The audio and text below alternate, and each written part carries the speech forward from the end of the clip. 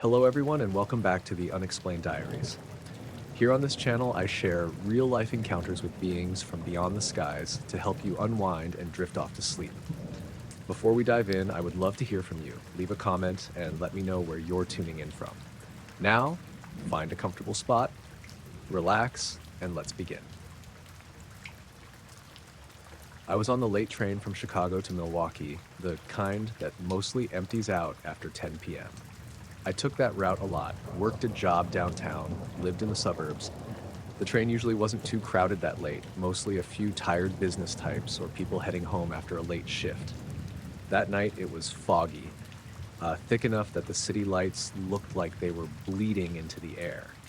I was sitting by the window, watching the industrial area on the east side of town roll by. The old warehouses, empty lots, cracked pavement. Nothing much changed from ride to ride. But something caught my eye as we passed one particular vacant lot. There was a set of lights, row after row, just blinking on and off in a steady pattern. They weren't the usual flickering of street lamps or security lights.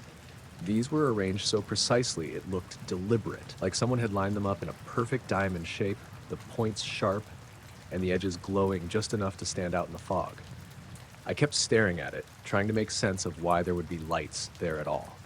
That lot was empty, fenced off, no buildings or power sources that I could see. The lights blinked rhythmically, like a slow pulse. It was mesmerizing and kind of unsettling at the same time.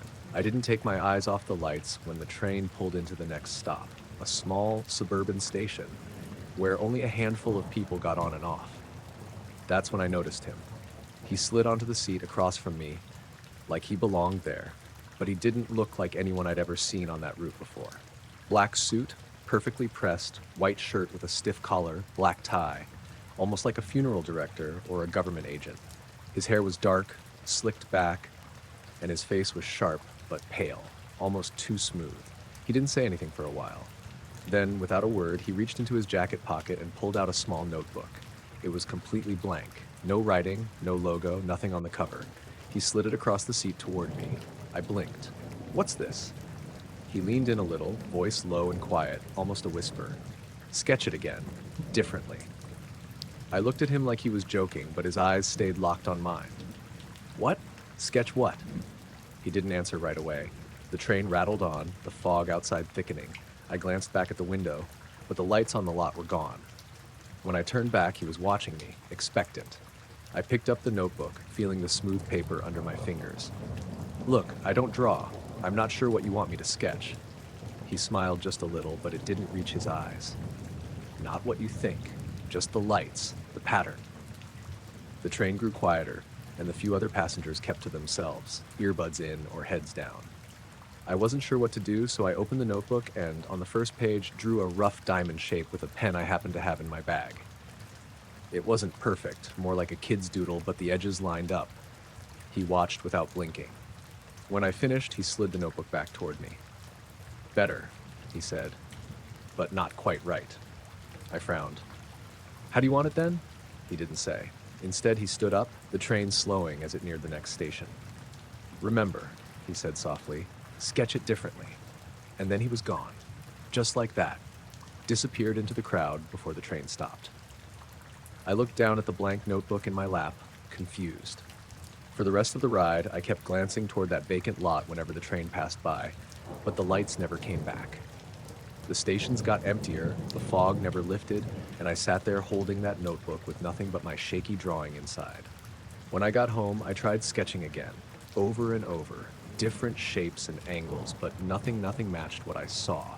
And every time I looked up from the notebook, I felt like I was being watched, even when I was alone.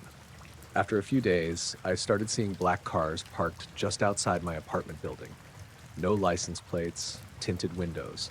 The drivers never got out, just sat there, like they were waiting for me to do something. I never approached, never took pictures.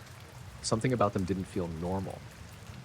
One night, around midnight, I opened the notebook again. The pages were all blank except for my drawings, but I swear there was a faint glow coming from the paper. Not light, exactly, but something strange, like it was pulsing with the memory of those lights. I don't know why the man wanted me to sketch it differently. I don't know what that diamond of lights really was or what it meant. All I know is that after that night, nothing about those rides felt normal anymore. Sometimes I wonder if I should show the notebook to someone, maybe a friend or the police, but the thought of explaining all this sounds ridiculous. So I just keep the notebook hidden, sketching in it when I can, always trying to get the shape right, but never quite succeeding. And every time I do, the feeling of being watched gets stronger. I guess some things don't want to be understood.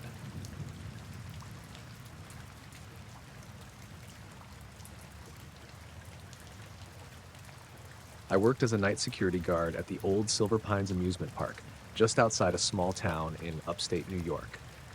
The place had been closed for a couple of years, but the owners kept it fenced off and paid for overnight security to keep vandals and trespassers out. I wasn't expecting much, mostly just long shifts of silence, the occasional stray raccoon, and maybe the distant hum of traffic on the highway. It was late August when things started feeling off. That night, I was making my usual rounds on foot, walking along the perimeter fence and checking the gates. The sky was clear and cool, just the kind of night where you can see stars shining bright between the tall pines. The Ferris wheel stood still and dark against the horizon, its silhouette a familiar shape that almost looked peaceful in the moonlight. I was near the Ferris wheel when something caught my eye. At first, I thought it was a drone or some kind of promotional light show the owners might have tested, but there was no sound and the lights weren't moving like drones usually do. Above the Ferris wheel, just barely visible, was a circular shape, a craft of some sort. It wasn't blinking or flashing like a plane, and it wasn't moving fast. It hovered silently like it was watching the park. I froze, staring up at it. The craft was perfectly round. No wings, no lights that changed or moved, just a steady glow around its edge that blended with the night sky. It wasn't huge, maybe the size of a small car, but the way it held position was unnatural. I couldn't hear anything unusual, no hum or buzz, just the quiet night. I blinked, and it was gone. No flash, no noise, just gone. I checked my phone, no signal out there, and there wasn't a soul around. The whole park was silent, except for my own footsteps on the cracked pavement. I thought maybe I'd imagined it or my eyes played tricks in the dark. The rest of my shift passed without incident, but I kept glancing up at the Ferris wheel, half expecting to see the craft again. It never came back. The next evening, I arrived early, crossing the empty parking lot toward the main gate when I noticed two men walking casually through the entrance. They were dressed the same: black suits, white shirts, black ties, and shiny black shoes. Their hair was neatly combed back, and their expressions were serious but calm. They didn't look like typical visitors, but they didn't seem like vandals or troublemakers either. I greeted them as I did with anyone who showed up during the day, but they didn't respond. Instead, they nodded once, very deliberately, and then just kept walking toward the park's heart. Curious, I followed at a distance. They headed straight for the haunted house attraction, the old Midnight Manor, Gaz, which had been closed for years. The building was half collapsed, boarded up in places with windows broken and peeling paint. They disappeared inside, and when I looked back a minute later, they were gone. No sign of them anywhere, not even footprints or doors left open. I spent the next hour checking the entire park, calling out, walking through every accessible area. Nothing. No sign of the men. The haunted house was locked tight. No way in without heavy tools, which I didn't have. I told myself they must have slipped out the way they came or were part of some maintenance crew I hadn't heard about, but there was no evidence. After that night, things got stranger. During my shifts, I started noticing subtle changes around the park. The Ferris wheel sometimes looked like it was gently turning in the breeze, but when I got closer, the gears were still. Shadows moved differently, sometimes too fast or in ways that didn't match the shapes casting them. I'd hear faint footsteps behind me on the empty walkways, but when I turned, no one was there. Radios I carried would crackle with static, then cut out completely. Once, my flashlight flickered and went out for a full minute, even though the batteries were fresh. One night, a few days later, I saw those same two men again. They were standing near the entrance, perfectly still, watching me. I stopped walking, heart pounding, but they didn't move or acknowledge me. When I blinked, they vanished. No doors opened or closed, no footsteps. They were just gone. I never saw them leave. The more I worked those shifts, the heavier the silence felt. The park's usual creepy atmosphere wasn't just the decay or the darkness anymore. It was like something else was there, watching, waiting. I thought about quitting, but I was under contract and the pay was decent for a small town. So I kept showing up, though every night felt more tense than the last. One time, while checking the Ferris wheel base, I found strange marks on the ground. Circular indentations like the park had been pressed down by something heavy but oddly shaped. They weren't tire tracks or animal prints. I photographed them but kept them to myself. Another night, I caught a glimpse of light coming from inside the haunted house. I swore the place was empty, but the flicker was definitely there, like an old lantern or candle. I called out, but only silence answered. That night, I didn't sleep much. I kept hearing noises in the woods surrounding the park. Whispers or maybe wind, but there was a rhythm to it, like someone trying to communicate. After about a week, I saw the men one last time. This time, they were near the Ferris wheel again.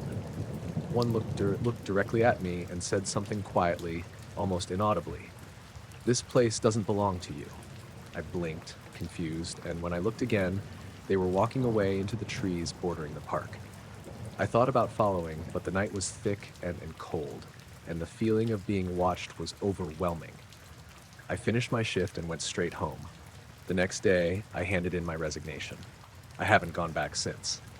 I keep wondering what those men wanted, what the craft over the Ferris wheel really was. I don't have answers. The whole thing feels like it was part of some bigger plan or warning I wasn't meant to understand. Sometimes when I'm driving past that area, I look toward where the park used to be and swear I can still see faint lights moving slowly in the trees or the Ferris wheel turning in the moonlight. But when I blink, it's just darkness again.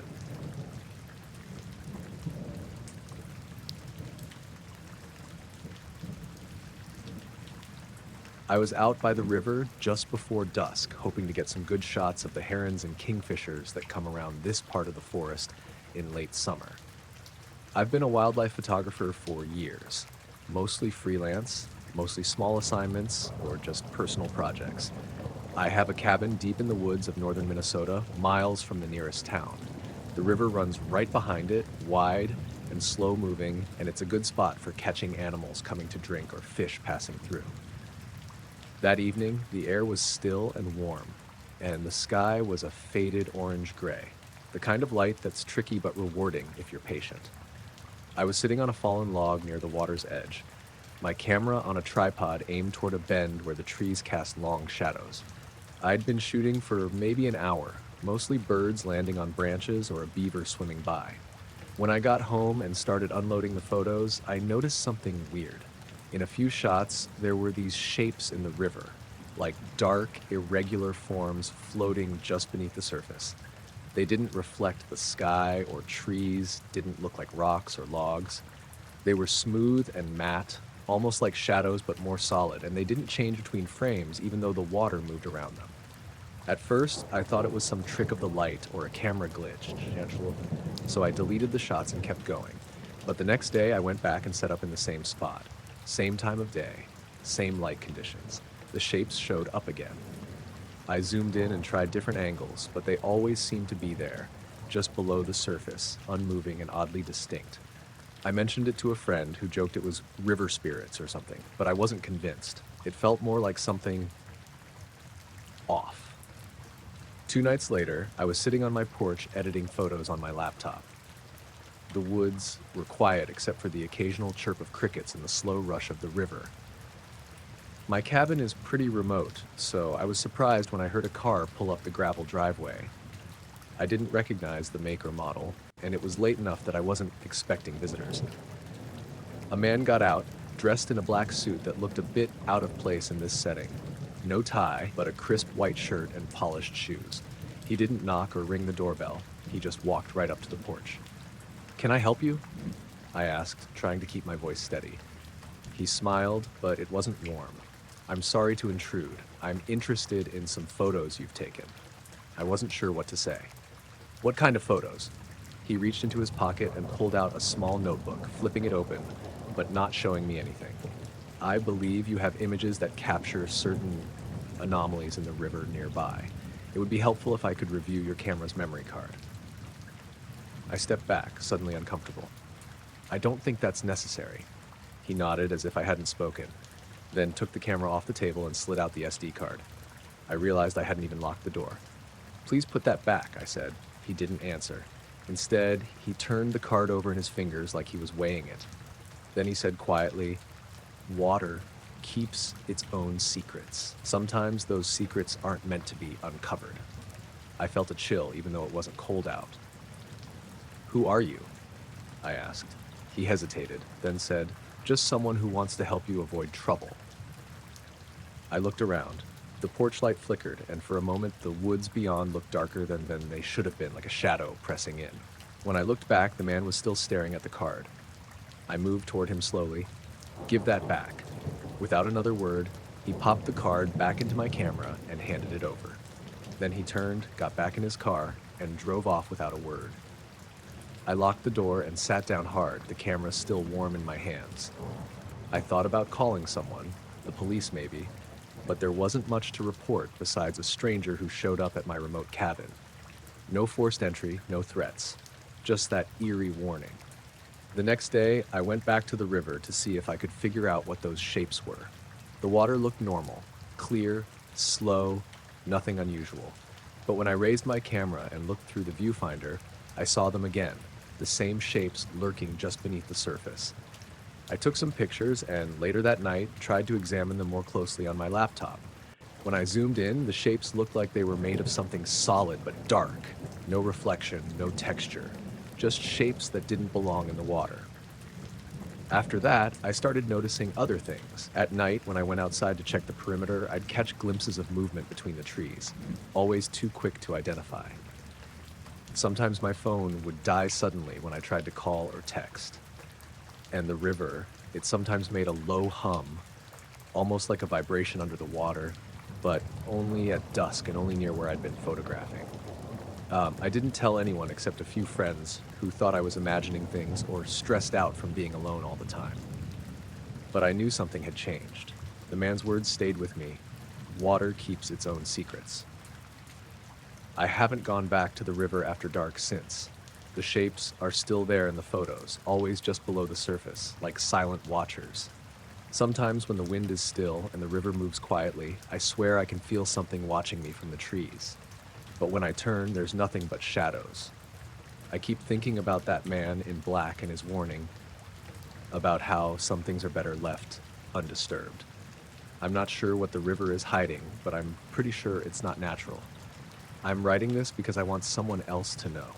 Maybe there's something out there paying attention to the quiet places we forget. Maybe some secrets are alive and they don't want to be found.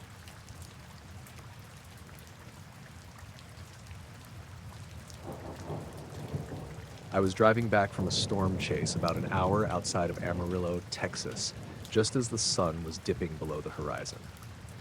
The sky had been wild all day, thunderheads stacking up, flashes of lightning ripping through the clouds, that heavy smell of rain and ozone in the air.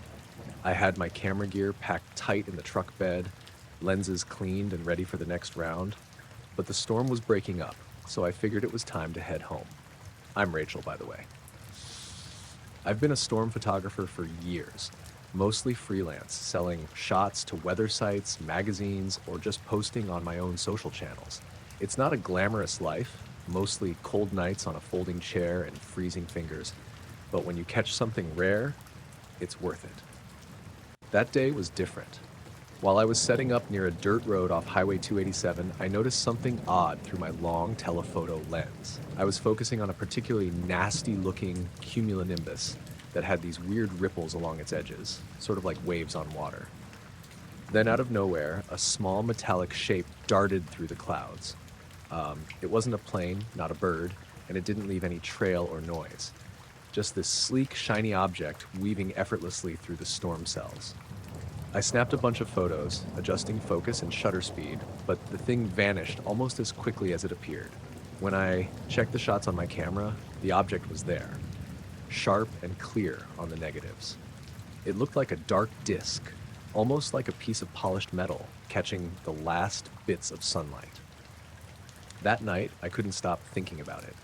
I set up my little darkroom in the basement, just a red bulb and some trays for developing film, and started processing the rolls. I worked slow, careful with the chemicals, because if there was anything on the negatives worth looking at, I didn't want to ruin it. As the images started to appear, I saw the storm clouds, the lightning, the rugged landscape, and then there it was again, in a few frames. That strange metallic blur twisting through the air, unlike anything I'd ever seen.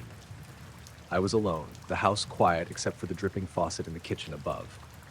Suddenly, the basement door creaked open. I didn't hear anyone come down, and the stairs were behind me. So I whipped around. There he was, a man in a black suit, no tie, pale face with sharp features, standing in the red glow of the darkroom. He looked calm but serious, almost like he didn't belong in a place like this. His eyes caught the light just right, and I could see a faint reflection of the negatives in his pupils. "Can negatives lie?" he said, voice low and steady. I blinked, caught off guard. "What?" He stepped closer, hands folded in front of him, calm but deliberate. "Can a negative show something that isn't really there, something that might never have been?" I wasn't sure how to answer, so I just shook my head. He looked around the room, eyes settling on the contact sheets pinned to the wall. "You've captured something," he said, "something that people aren't meant to see." My stomach tightened. "Who are you?" He smiled, but it didn't reach his eyes. "Just someone who makes sure certain images don't spread." His voice was polite but had an edge, like he was used to being obeyed without question. I felt trapped, but I couldn't let him take the film. I swallowed hard and said, "Why are you here? What do you want from me?" He reached into his pocket and pulled out a small card. It had no logo or company name, just black text on a white background. I couldn't read it clearly in the dim red light. "We keep things quiet," he said. "You won't be bothered if you agree to destroy those negatives." My heart pounded.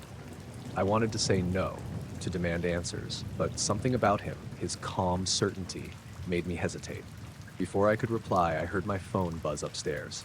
It was a message from my friend Mike, asking if I wanted to grab breakfast in the morning. I glanced at the man again. He seemed to notice the distraction, and after a long pause, he said, "Think it over." Then he turned and walked out, and the basement door closing softly behind him. I stayed down there for a long time, staring at the negatives, unsure what to do. The images were real. I had proof. But so was the man's warning. In the days that followed, strange things started happening. I found my camera gear moved slightly when I was sure I'd left it alone. My phone would sometimes have static or drop calls when I was in certain parts of the house. I'd hear soft footsteps outside the windows late at night, but when I looked, nothing was there. I thought about going to the police or telling someone, but who would believe me? A mysterious man in black who just shows up, tells you to erase evidence? It sounded insane. One night I looked again at the negatives and the metallic object was gone. Not faded or scratched, just completely missing from the frames where it had been. I checked the original digital files from my camera's backup, and the images were the same. It was like the object had never been captured at all. I still have the developed photos, the ones without the object, and the card the man left. I keep them in a box under my bed, along with my camera. Sometimes, when the wind is right and the storm clouds gather, I wonder if I should try chasing storms again. But something about that night and that man's question keeps me from pulling out the long lens. Maybe negatives can lie after all. Or maybe some things are better left unseen.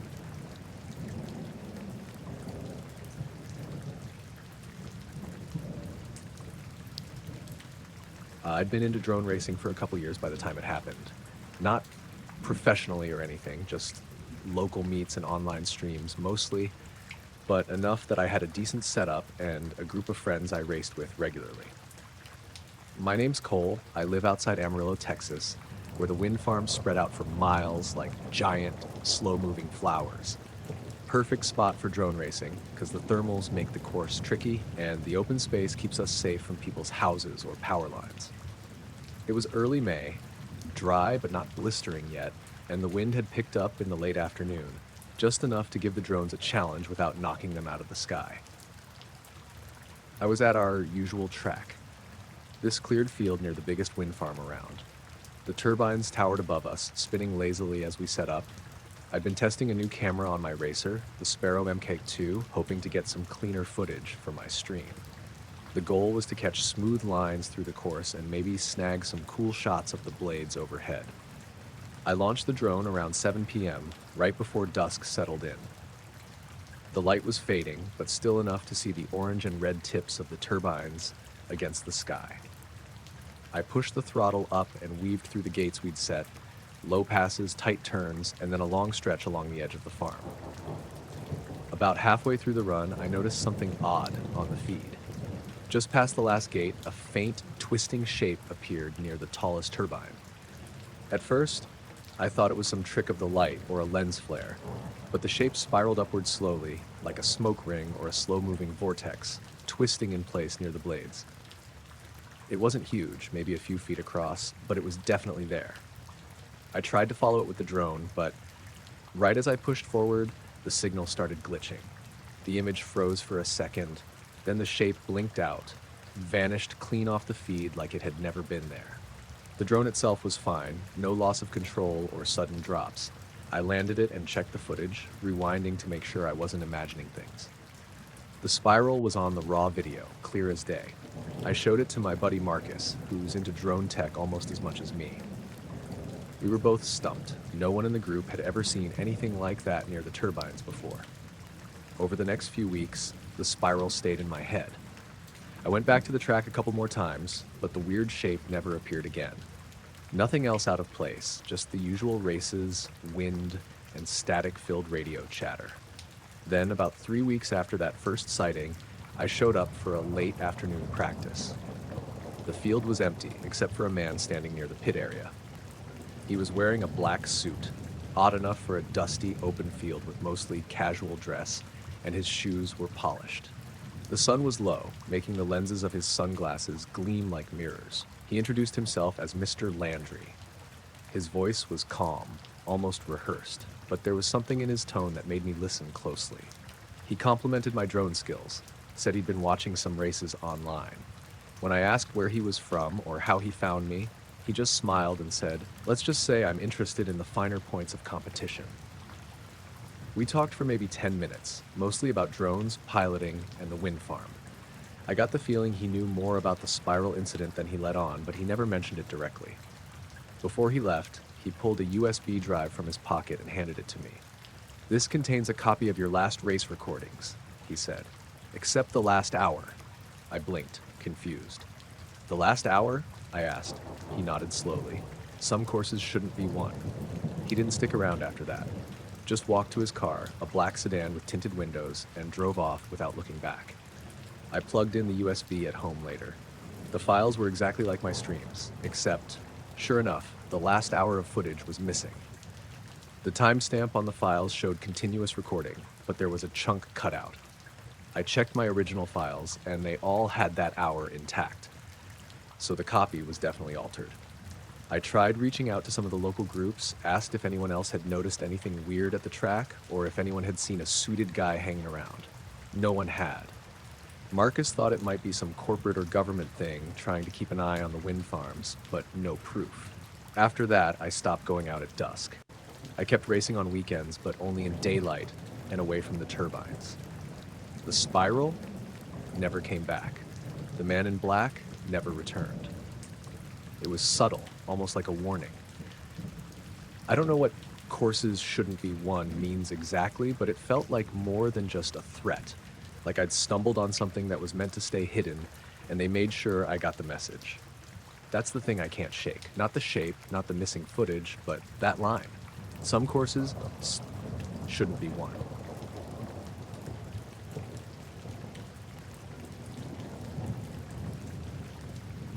I was working a freelance gig in the Pacific Northwest, mostly just chasing weather stories and the odd local event for an online magazine.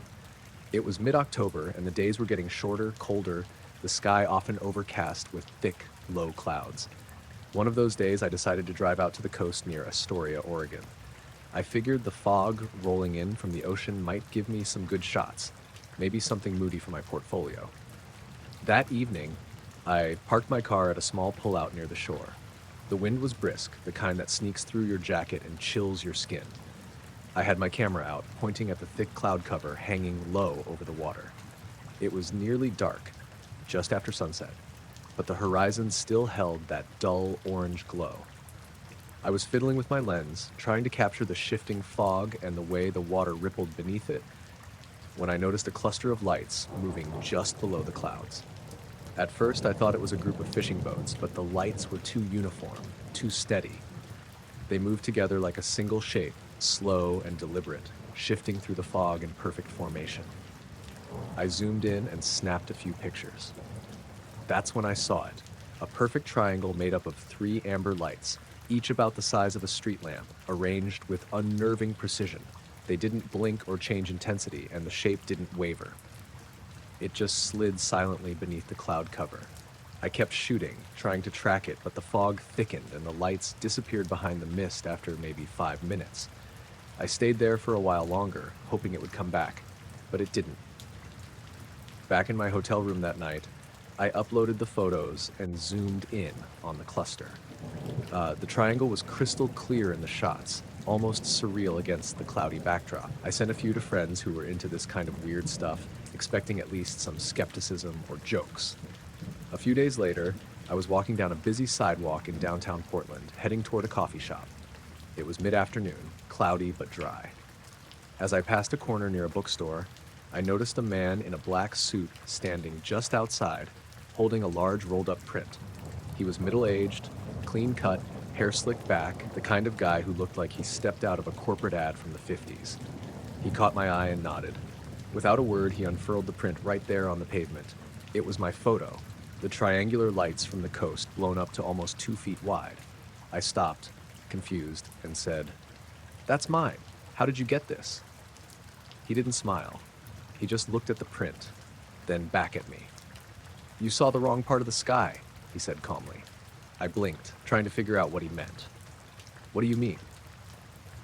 Before I could ask anything else, he rolled the print back up and started walking away, disappearing into the crowd like he was never there. I stood there for a minute, staring after him, feeling like I'd just been part of some strange setup. I checked my phone to call a friend, but noticed the battery was nearly dead, even though I'd charged it fully that morning. The signal was weak too, like I was stuck in a dead zone despite being in the city. That night, I went back through my photos, trying to find anything else I missed. There was nothing but the triangle in the sky. No planes, no drones, no flares, just those 3 steady lights. Over the next few days, I kept seeing things out of the corner of my eye. Shadows moving just beyond street lamps, quiet footsteps behind me when I was alone, cars parked a little too long nearby with tinted windows. Once, at a gas station, a man in a black suit filled up the pump next to me. He didn't say a word, just stared straight ahead. When I glanced over, he was gone, but the pump was still running. I didn't mention any of this to friends. It felt stupid, like I was imagining it or maybe losing it. One evening, I was at a diner near my apartment, eating alone. The place was mostly empty. The lights flickered a little, the heater rattled. Outside, a cold drizzle was falling, the kind that soaks through clothes and chills your bones. I looked out the window and saw a figure standing across the street under a street lamp. Another man in black, I think. He didn't move for what felt like minutes. Then he just turned and walked away into the mist. I left the diner quickly after that. Walking home, I kept looking over my shoulder, the quiet sounds of the city seeming louder than usual. The streets were almost empty. At home, I checked my phone again. The triangle photo was gone from my gallery, replaced by a single image of an empty gray sky. I swear I didn't delete it. I tried to tell myself I must have, but it felt wrong. The next day, I saw a news report about unexplained lights reported off the coast near Astoria, around the same time I was there. Nothing official, just some locals calling it strange atmospheric phenomena. I haven't gone back to that stretch of coast since. The photo is lost, the lights vanished, but sometimes when I'm outside, especially on foggy evenings, I catch a glimpse of 3 faint points of light moving just beyond the clouds, silent and perfectly aligned. And I still wonder who that man was, standing on the sidewalk with my photo, telling me I was looking in the wrong place.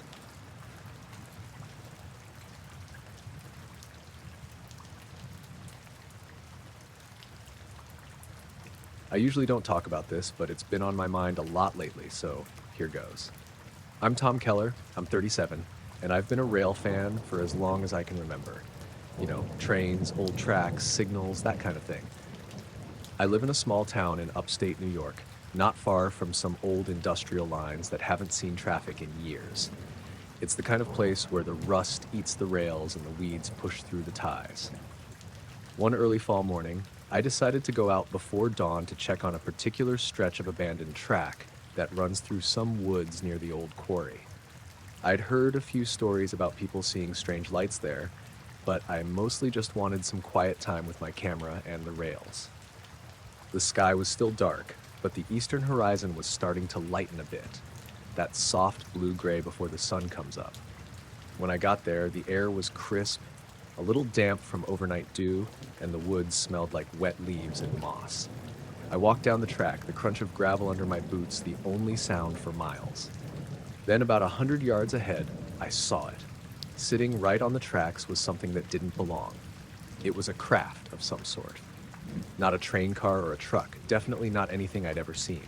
It looked like a wingless airplane, but smaller, maybe the size of a large car. Its surface gleamed faintly like brushed metal, but smoother, no rivets or seams I could make out. It had this matte gray tone that almost blended in with the mist hanging over the rails. No markings, no lights, nothing moving. Just there. I froze for a second, unsure what to think. I'm not easily rattled, but something about it felt wrong. I slowly raised my camera and took a few pictures, trying to get a better look through the fog. The shape was sharp, angular in places, but without wings or obvious doors. It looked like it was made for sliding or hovering, not rolling on wheels. I was about to step closer when I heard something. Off in the distance, the faint hum of an engine. I glanced back toward the road, expecting maybe some maintenance crew or early commuters. Instead, a black sedan pulled up and idled just at the edge of the trees near the entrance to the tracks. The driver's side window rolled down, and a man stepped out. He was tall, maybe in his late 40s, with dark hair slicked back, wearing a charcoal suit that looked expensive but not flashy. No tie. His face was calm but unreadable, like someone who had practiced not showing much emotion. He didn't introduce himself or ask questions. Instead, he just walked over to me and said, "Tracks lead to places you don't belong." I blinked, unsure if I'd heard him right. "What do you mean?" He looked back toward the craft, then down at the ground. "It's best you don't touch anything here. Was if it's not for casual visitors." I wasn't about to argue. The tone in his voice was low and serious, no nonsense, but I'd never seen anyone act like that over an old railroad line before. "I'm just taking pictures," I said. "I'm not looking for trouble." He nodded slowly, then turned and walked back to his car. The sedan idled quietly as he got in and drove off down the road without another word. I stood there for a moment longer, staring at the craft. Then slowly, it began to fade from view. The mist thickened, and when I looked again, it was gone. Just the empty rails and morning dew where it had been. I left the area feeling uneasy, but also curious. Over the next couple of days, I kept checking the spot, but there was no sign of the craft or the man in the suit. I told a few close friends about the encounter, but most just laughed it off. "Probably a military thing," one said, but none of it felt military to me. No helicopters, no patrol cars, no warning signs. What got stranger was that after that morning, I started noticing subtle things. Sometimes on my walks near the tracks, I'd hear footsteps behind me, but when I turned, no one was there. Or I'd catch glimpses of a shadow slipping between trees, always just out of focus. My phone would glitch too, calls would drop when I tried to dial certain numbers, and pictures I took near the site would come out blurred or with strange light streaks. One evening, I was driving home late, and I saw headlights behind me. At first, I thought it was someone just following the road, but they stayed back, matching my speed for miles without passing. When I stopped at a light, the car behind me stopped as well, a black sedan. The driver never got out, just stared straight ahead. I took a different route once the light changed, and the car followed until I pulled into my driveway, then disappeared. I told myself I was imagining things, getting paranoid, but then the phone calls started. I'd pick up and there'd be silence on the other end. Once I heard breathing, slow and steady, then a faint click, and the line went dead. I haven't answered since. The whole thing feels like a bad dream sometimes, but the photos I took that morning are still on my camera. I keep thinking about going back to the tracks, but something holds me back. Like that man said, maybe there are places you're not meant to go. Still, every so often, when the fog rolls in thick and the night is quiet, I swear I hear the faint hum of something sliding over metal tracks that no longer exist.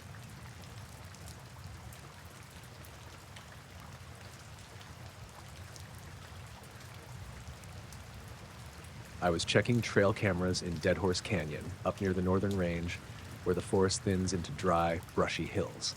I volunteer for a wildlife monitoring group that keeps tabs on cougar and bobcat movements, mostly through motion-activated cams we've bolted to trees along old service roads and game trails. It's quiet work. I like that about it. That morning was hot, dry, late July. I'd parked off Forest Road 19 around 6:30 a.m. and started the hike up to the ridge. No wind, no clouds, just the buzz of insects and the crunch of gravel under my boots. The trail cameras were spaced about a mile apart, each tucked in a tree notch or zip-tied to a post. I had 4 to check that morning. First 2 were normal. Just a few deer, 1 coyote, a fox.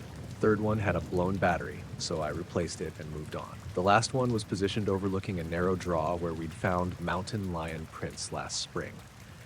It's tucked between 2 tall ponderosa pines, angled down a slope toward a low clearing. When I popped the SD card into my tablet, I noticed the last recording was from 2 nights ago. Around 2:17 a.m., the video showed the usual nighttime grain, branches swaying in infrared, a faint animal noise in the background. Then the treetops started lighting up, like moonlight, but brighter, whiter. The camera auto-adjusted, struggling to focus. At the top of the frame, just above the trees, something was there. I couldn't see it clearly, just this dark, egg-shaped blur, hovering maybe 10 or 15 feet above the canopy. No lights, no movement. It didn't drift or wobble like a drone. It just hung there. After maybe 6 seconds, it rose slowly and went out of frame. That was it. No animals showed up after that. The camera didn't record anything else the rest of the night. I watched the clip 3 times in a row, squinting at the shape, trying to convince myself it was a bug on the lens or a trick of light. But I've been reviewing trail footage for 5 years. I've seen bugs, bats, fog, snow, smoke. This wasn't any of those. I hiked back down, loaded the gear into my truck, and drove out to the ranger station just outside Wilson Creek. It's a small concrete building next to the fire lookout garage. Not usually staffed in the mornings, but I know Mike, the district ranger, and figured I could drop off the footage and ask him to review it when he was free. But when I got there, someone else was already inside. There was a black SUV parked next to the shed. No plates. I remember that because I almost backed into it pulling in, and when I looked to see if anyone was inside, the windows were tinted pitch black. The front door to the station was propped open, which is weird for Mike. He's strict about the AC and bugs. I stepped in and froze in the doorway. A man I didn't recognize was standing behind Mike's desk, going through a pile of printer paper.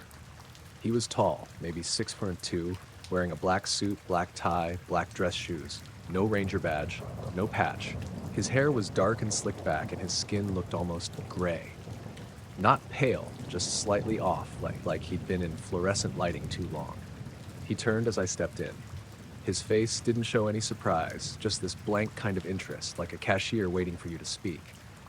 I said, "Is Mike around?" The man nodded once and said, "He's off-site."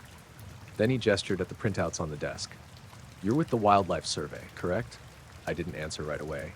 He picked up one of the pages and held it out. It was a black and white thermal still, one of mine, from a week ago, showing a herd of elk crossing a creek. I hadn't uploaded that one to the shared drive yet. I asked, "Who are you with?" He smiled, just barely.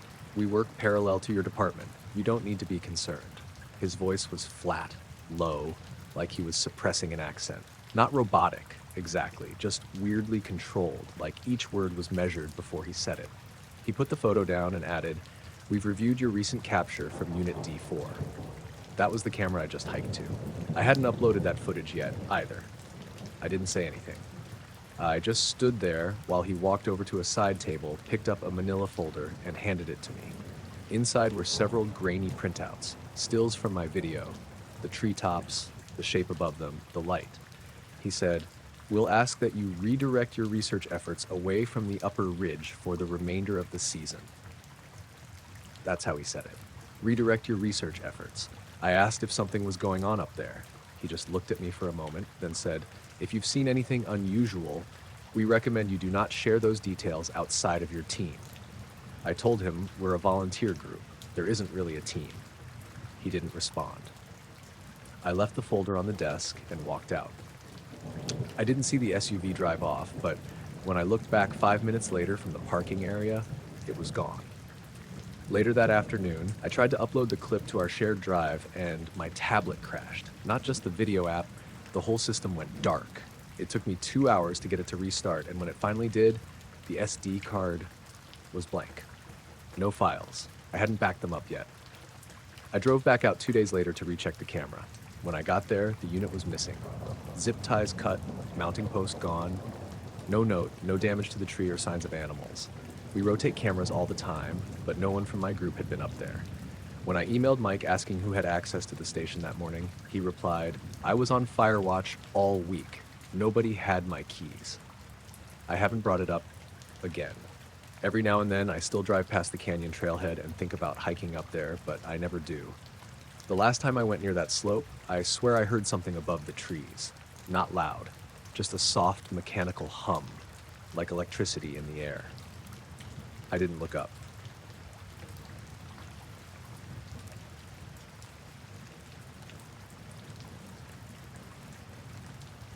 I do wildlife tracking up in the Bitterroots part-time, mostly motion-activated cameras, monitoring migration patterns, predators, that sort of thing. I'm not a ranger or anything. I'm freelance, contracted through the state for seasonal work. My name's Amanda Keller, if that matters. I live down in Darby, Montana, so I usually cover the south end of the range. Quiet area. Hardly ever see anyone else up there unless it's hunting season. This was late September last year. Still warm during the day, but the mornings were starting to get that cold, sharp edge. I hiked out around 6 a.m. to check 3 trail cams near Pyramid Ridge. Real remote spot, takes a couple hours to reach from the access road. You have to cross a shallow stream and bushwhack part of it. That whole section was logged back in the 90s, so there are these weird open clearings surrounded by second growth forest. Good animal movement, especially cougars. The first 2 cameras were fine. Caught a bear sniffing around a salt lick, a couple of elk passing through at night. Third one was mounted about 15 feet up a pine overlooking a ridge drop-off. I use a telescoping pole to swap the card out. When I got the SD card loaded into my tablet, I was expecting the usual deer, raccoons, maybe a fox. Instead, the third clip stopped me cold. It was time-stamped 2:41 a.m. 2 nights before. You could see the tree canopy below, it all just waving slightly in the wind.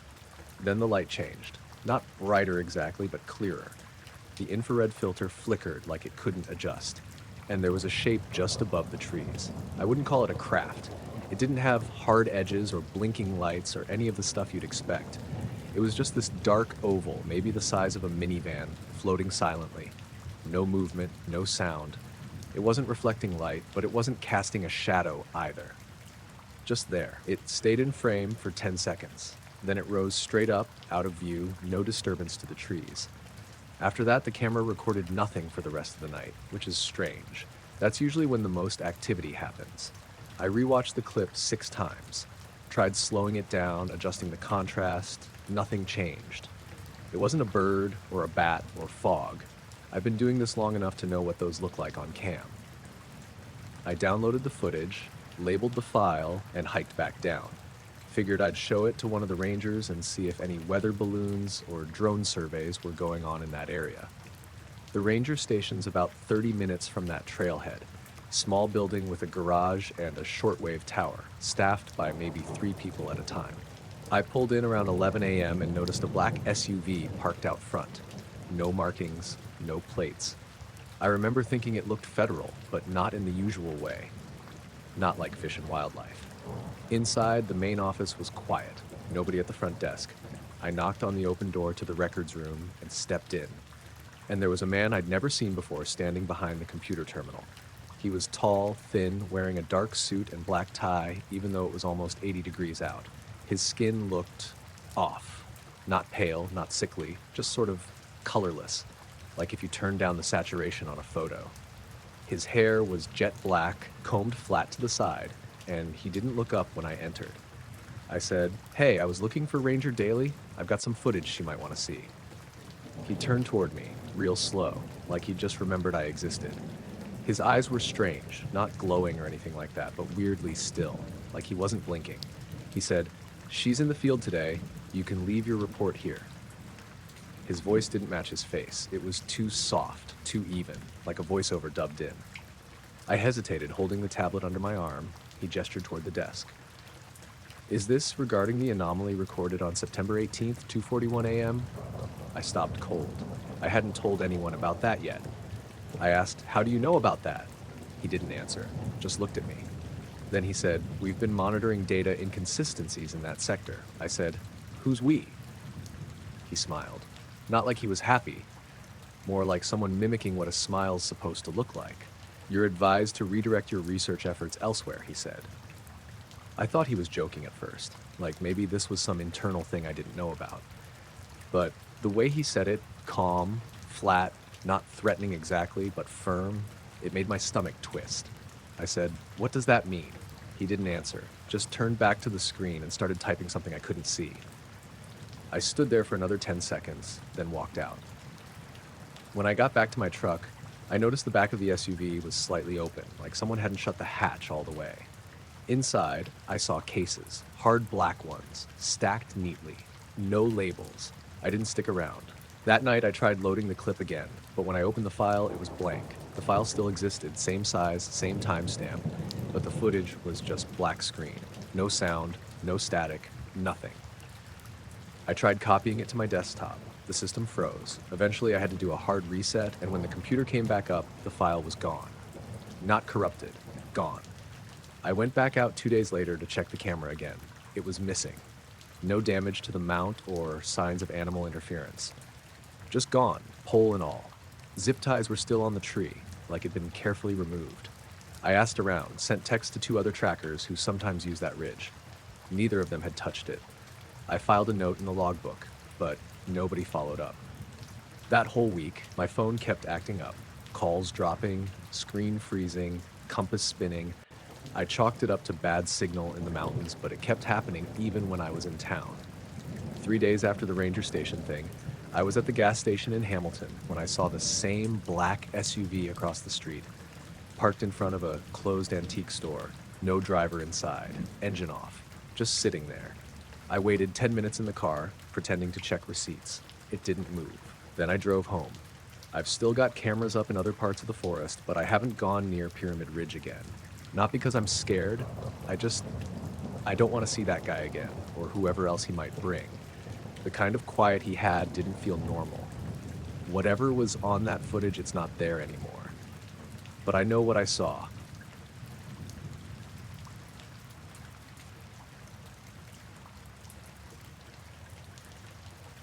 I was renting a little place in northern Vermont that winter, just outside of a town called Glover. It was a converted woodshed behind someone's farmhouse, just one room with a cot, a heater, and a desk. Cheap and quiet, which is what I needed after everything fell apart in Boston. I'd been getting deeper into backyard astronomy, real amateur stuff. Mostly star fields, meteor showers, the occasional satellite flare.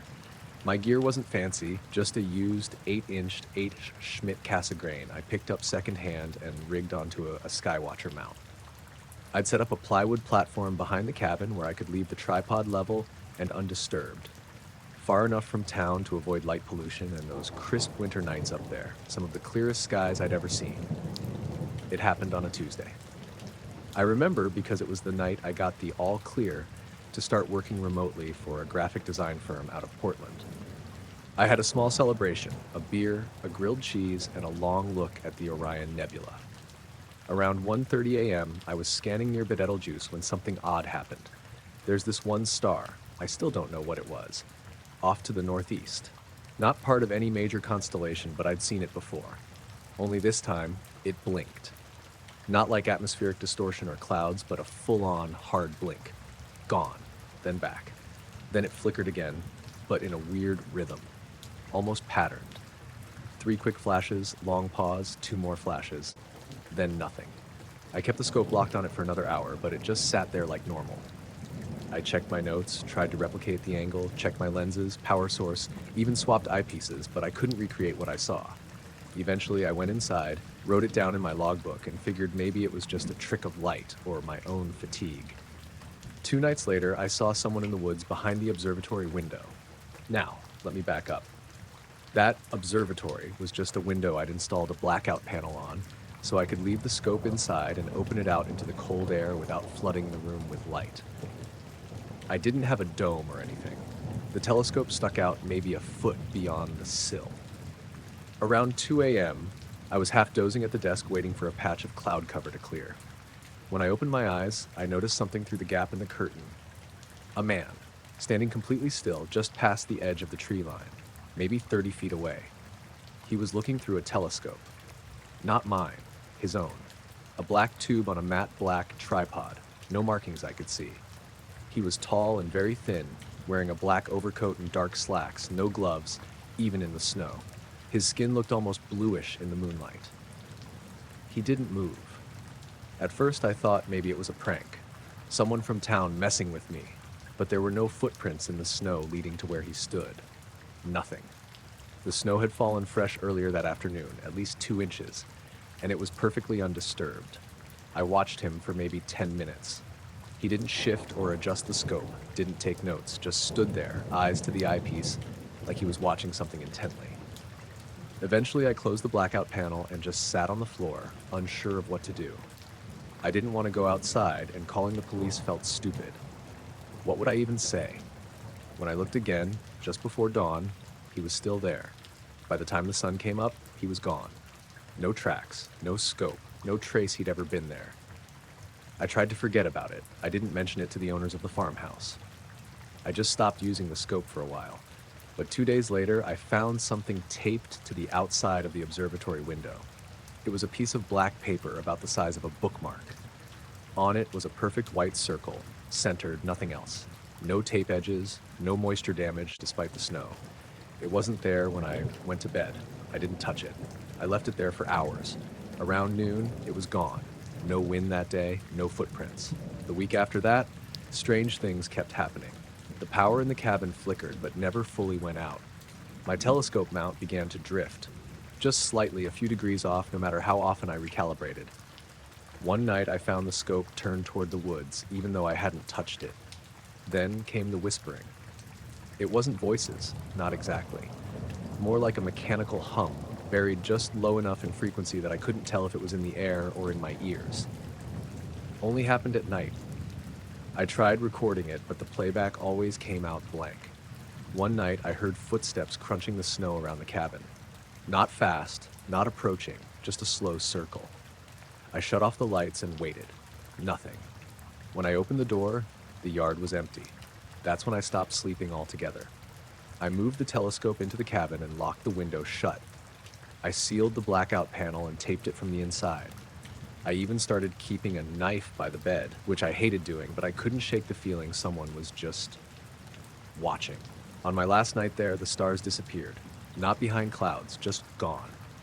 I stepped outside around 11 p.m. to check on the satellite dish after a dropped connection. The sky was clear, moonless, but there were no stars, just pitch black void.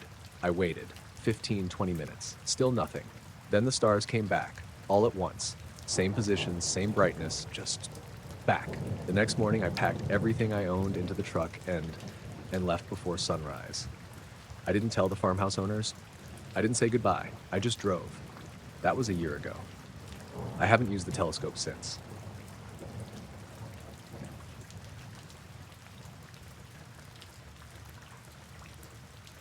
I was running I-25 south through New Mexico when it happened, somewhere between Las Vegas and Truth or Consequences. It was around 3:30 in the morning, late April. Not much traffic at that hour, just the occasional rig headed northbound. I'd been on the road for almost 9 hours, hauling steel coils to El Paso, and I was planning to pull over at a truck stop just past Socorro for a quick nap and coffee. The weather was dry, clear skies, cool enough that I didn't need the AC, but not cold enough to run the bunk heater either. I was cruising steady, listening to a scratchy AM station playing old country ballads. The kind of drive where everything blurs together. Dotted lines, exit signs, and silence. Then I saw the overpass. I knew that stretch well. There's a long curve leading into it, and you can usually see the structure a good half-mile ahead, silhouetted by your own headlights bouncing off the signs. Only this time, something was wrong. There was something sitting on top of the overpass. At first, I thought it might be a crane or maybe some highway equipment parked up there, but as I got closer, I realized it wasn't a vehicle. It was a shape flat, wide, and low to the surface. A perfect triangle, matte black. It looked like it was perched on the overpass, not parked. No lights, no markings, nothing reflective. I took my foot off the gas, and the truck began to slow. No brakes, just coasting. I don't know why I did it. Some part of me didn't want to drive under it. As I got closer, maybe 100 yards out, I blinked. Just a normal blink, and it was gone. Not flew off. Not vanished into the distance. It just wasn't there anymore. I came to a full stop in the middle of the lane, no other cars around, just me and the quiet whine of the engine idling. I flipped on the hazards, got out, walked a few feet from the cab, and looked up at the overpass. Nothing. I even climbed the embankment and stood on the shoulder. No tire tracks, no fresh scuffs on the pavement. Just empty road and desert stretching out in every direction. I stayed there longer than I meant to. Must have been 15 minutes before I climbed back in the truck and eased it forward. Everything felt too quiet. Even the radio had turned to static. I didn't stop again until the Flying J on the edge of Socorro. Parked around back, shut the engine off, grabbed a sandwich from the cooler, and went inside to stretch my legs. The place was dead. Just one old guy at the register and a couple drivers nodding off in the lounge. I sat in a corner booth with my food and coffee facing the window. I wasn't hungry, just needed a minute to shake the weird feeling. That's when the man sat down. I hadn't seen him come in. He slid into the booth across from me without a word. Clean-shaven, pale as a sheet, wearing a black suit and a tie that looked like it had just been ironed. No jacket, no bag. His hands were folded neatly on the table. The strangest thing, his clothes weren't dusty. In the middle of a desert truck stop, his shoes looked polished. He didn't look at me right away, just stared past me out the window like he was watching the fuel pumps. Then, without blinking, he said, "Routes change when you watch the sky." His voice was flat, no accent, no inflection, like he was reading it off a card. I didn't say anything. I just sat there. My coffee was halfway to my mouth and stayed there. Then he looked at me finally and said, "You didn't drive under it." I asked him what he meant. He didn't answer. Instead, he stood up and walked out. Not rushed, just calm, like he'd finished what he came to do. I got up and followed. Not even sure why. Curiosity, maybe. When I stepped outside, he wasn't there. The parking lot was empty except for a couple rigs and a fuel tanker. I asked the cashier if anyone else had come in. He looked confused and said no, not in the last half hour. I checked the security cam monitor above the counter. It was cycling through feeds. Lot, pumps, diner area, front door. I didn't see him on any of them. Not entering, not leaving. Just me walking to the booth, then standing up and going outside. I left soon after, drove the last stretch to El Paso without stopping. The whole way down, I kept catching glimpses of things in my side mirror. Shadows that didn't line up with the road. Lights flickering in the hills that weren't from towers or traffic. At one point, I passed a black SUV idling on the shoulder, headlights off. Driver was wearing sunglasses. At 5 a.m., I didn't report it. Who would I even tell? The dispatcher? State police? I've run that route dozens of times since then, and that overpass is still there. Nothing strange about it, but I don't slow down when I pass under it anymore. I just keep my eyes on the road.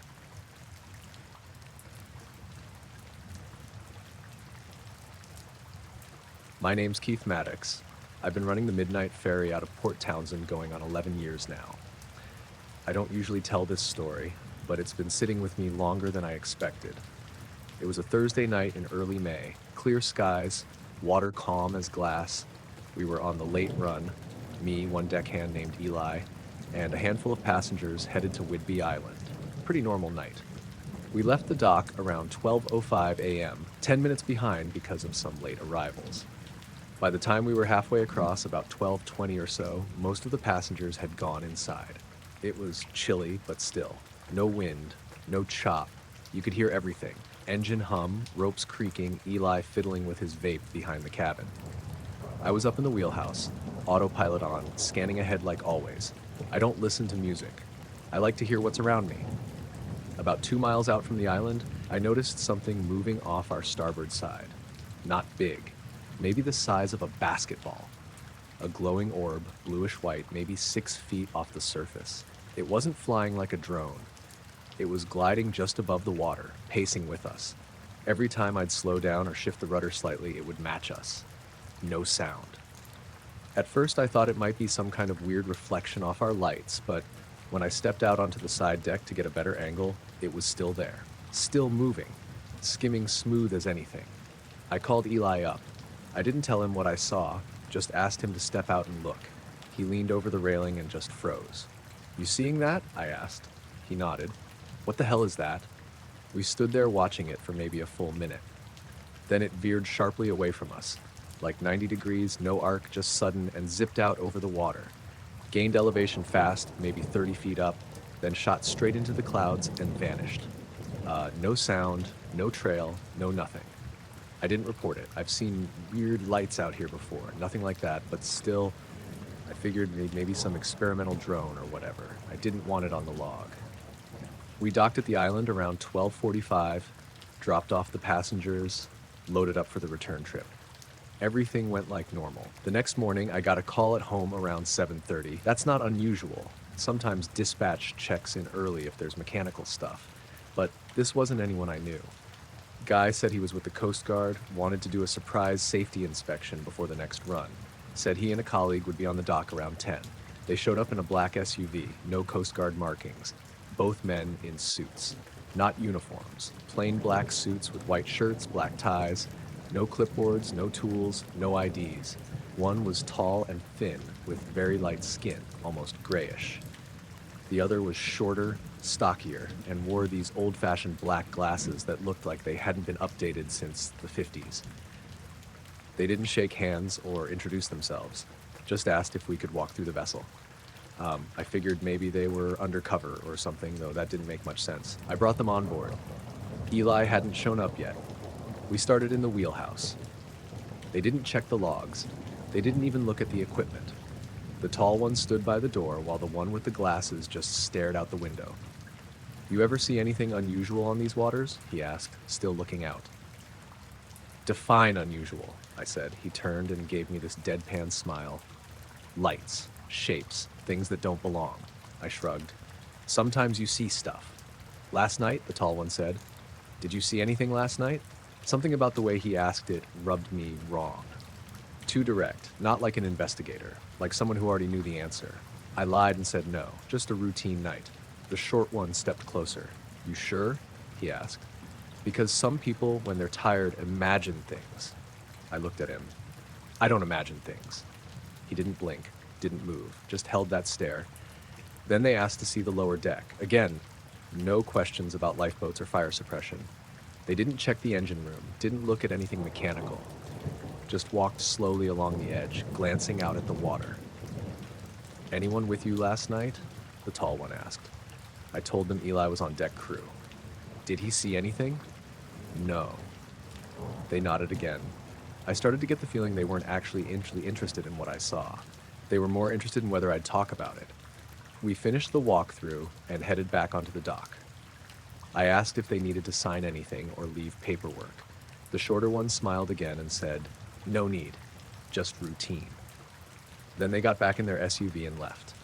I waited until they were gone before I called Eli. Told him not to mention anything about the light. He agreed. That evening, when we went out for the next run, Eli brought a set of binoculars. We scanned the water constantly. Nothing showed. No lights, no orbs. But 2 nights later, after a 1 a.m. trip back from the island, I noticed my truck had been moved. Just a few inches, barely off the line. But I always parked the same way. My seat was adjusted too, slightly lower. There weren't any signs of break-in, nothing stolen.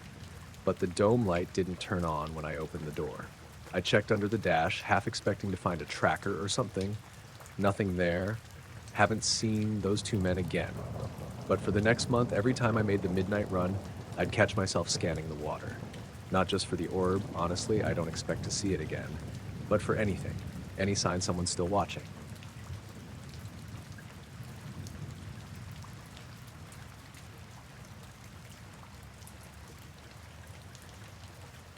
It was around 3:10 a.m. on a Thursday.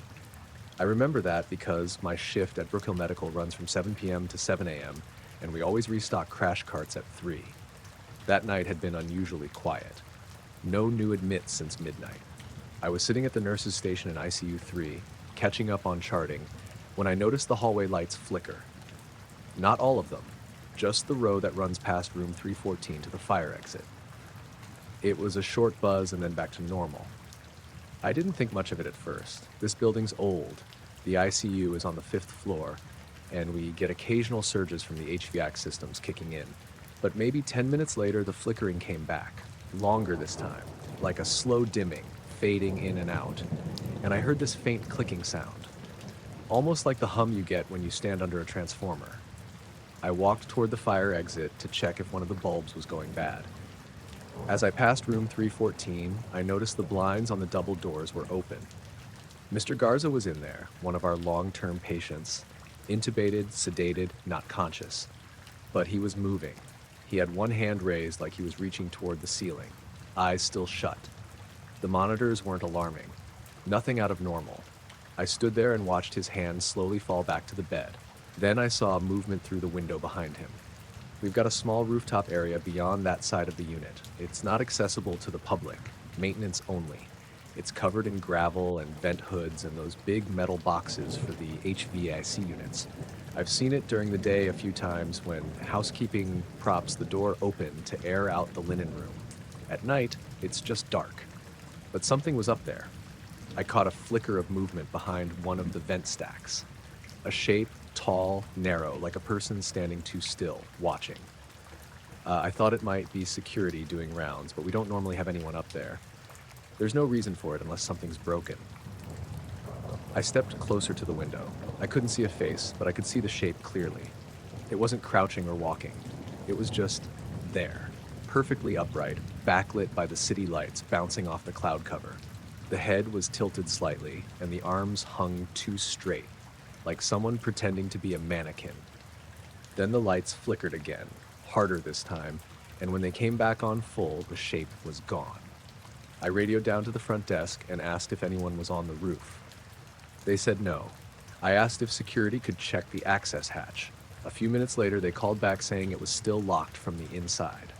I didn't report what I saw. I figured maybe it was a shadow or a hallucination from being up too many nights in a row. But I started feeling uneasy.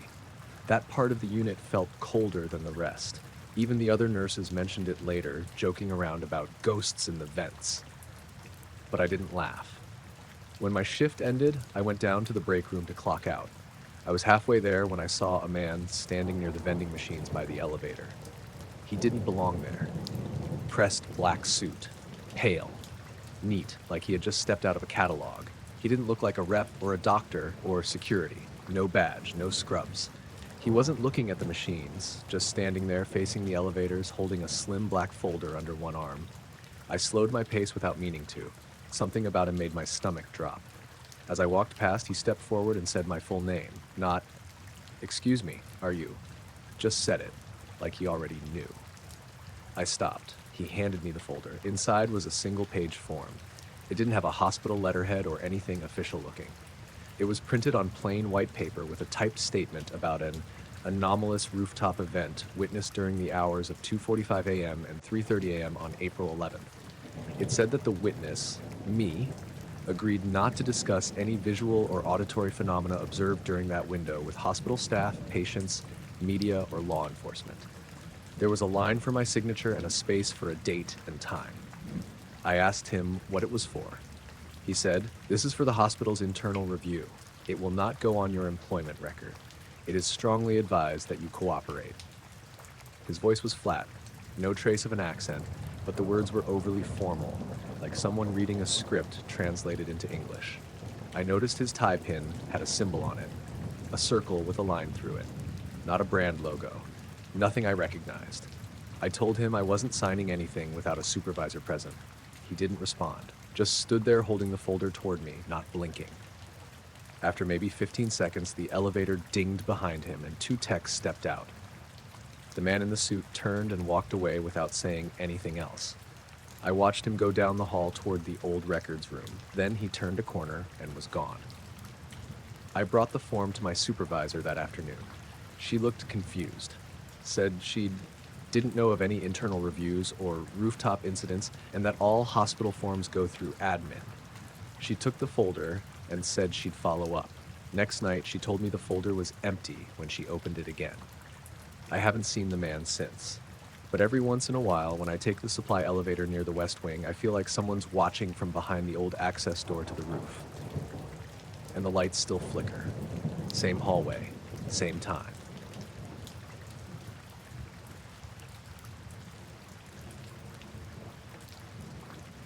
I was doing a live stream up at Devil's Bluff when it started. It's this rocky overlook out past Kingsfield, maybe 30 minutes from town, surrounded by thick forest. Locals always said weird stuff happens out there. Lights in the sky, electronics acting up, that kind of thing. I host a small podcast called Signal Scan, mostly late night AM radio types and conspiracy people tuning in. It's not big, but I've got a loyal group who follow the live sessions. This was a Saturday night in early April. Still cold after dark, but clear skies. I hiked up with a mic rig, external battery, and my laptop, planning to do a midnight stream. I'd been teasing it all week. Live from the bluff, that kind of thing. Mostly just ambiance, talking through old sightings, answering questions from chat. The setup took a bit, no cell towers nearby, so I'd rigged a hotspot through a portable satellite dish. Not the most reliable thing, but it worked well enough for voice and audio. Video was grainy, but that was part of the appeal. Low light, fuzzy shadows, wind in the mic. Around 12:30 a.m., I was midway through answering a question about triangulation flight paths when I thought I heard something. It was faint, under the wind and static, just a quick breathy sound, like someone whispering close to the mic. I paused, thinking maybe my headset caught some feedback, but it didn't repeat. I said something like, "Anybody else hear that?" A couple people in the chat said they caught it too. "Play that back," someone wrote. So I replayed the last 30 seconds. It was there, just under my voice. "Leave now." Not loud, not threatening, just flat, mechanical almost, like a recording. I laughed it off, made a joke about pranksters in the woods, but I muted the mic for a second and scanned the tree line with a flashlight. Nothing. Just rocks and brush. No animals, no footsteps. I thought maybe a second mic channel picked up interference or cross-signal bleed, but there was no other input source running. Just the main feed. I kept streaming for another hour. My viewers kept joking about the whisper, dropping timestamp theories, and tagging it bluff voice. I leaned into it. Gotta play to the audience, right? Around 1:45 a.m., the laptop froze. Not crashed, just locked. The screen stayed lit, but the mouse wouldn't move, and all the keys were dead. The audio cut, but the software didn't register any error. The hotspot still blinked like it had a signal. I tapped the lid. Nothing. Then the laptop fan kicked up to full blast, louder than it's ever been, like it was overheating, but the metal casing stayed cold. A low static buzz came through the headset. No waveform on the recorder. I shut the system down and packed up fast. It didn't feel right up there anymore. The trees were too still, and I kept thinking I saw movement just past the light, something black shifting against black. I hiked back to the car, which was parked about half a mile down the trail. The whole time I felt like I was being followed. Not footsteps, exactly. Just this pressure, like someone walking a few paces behind, stopping when I stopped. Got to the car, tossed the gear in the back, drove home. Didn't see any other vehicles the whole way. I live in a basement apartment in Kingsfield, though, nothing fancy. Got in, locked the door, crashed on the couch. Next morning, I booted everything up to clean the stream and get it posted. The file was there, labeled and timestamped, exactly 2 hours long, except the last 30 minutes were missing. Not cut off, just gone. Like the stream ended clean at 1:30, even though I was up there past 2. I checked the local save, the cloud backup, everything. Same result. I went on the stream dashboard. No errors, no drops logged. The chat feed showed timestamps all the way to the end, but the video cut mid-sentence. Just ended. Then around 3 p.m. someone knocked at my door. Not common. I live on the side of a duplex with a shared driveway and nobody uses the front entrance. I opened it halfway and there were two men standing on the porch, both wearing black suits, black ties, white shirts, no coats, even though it was still cold out. One had round glasses, the other didn't. They weren't smiling. "Mr. Pierce?" the one with glasses asked. I nodded. He held out a small USB stick. "You'll want to back up your recording properly." I took it without thinking. The other man said audio quality was good. Interference started around 147. Neither of them had accents. Their voices sounded plain, like news anchors. Very deliberate, no slang, no warmth. I said, "Who are you with?" They both looked at each other, then back at me. "We suggest you reconsider the narrative," the first one said. Then they turned and walked down the drive. No car in sight. By the time I got out to the sidewalk, they were gone. I went back in, plugged in the USB. It had a single folder labeled DB Stream Final. Inside were two files, one video, one audio. Both were full length, 2 hours, 3 minutes. My intro, the questions, the whisper, it was all there, except the last hour was different. It wasn't blacked out or cut, it was replaced. My voice kept talking, but not in real time. It was like a stitched-together monologue made from older clips. I'd hear myself say phrases I recognized from earlier episodes strung together in weird ways. Chat responses that didn't match the questions. Dead air filled with forest sounds I never recorded. There was no static, no laptop freeze, no leave now, no panic in my voice. Just a calm, fake version of me wrapping up a normal show. I checked the metadata. Creation date that morning. Author blank. No location tags. No editing software listed. I haven't done a live stream since.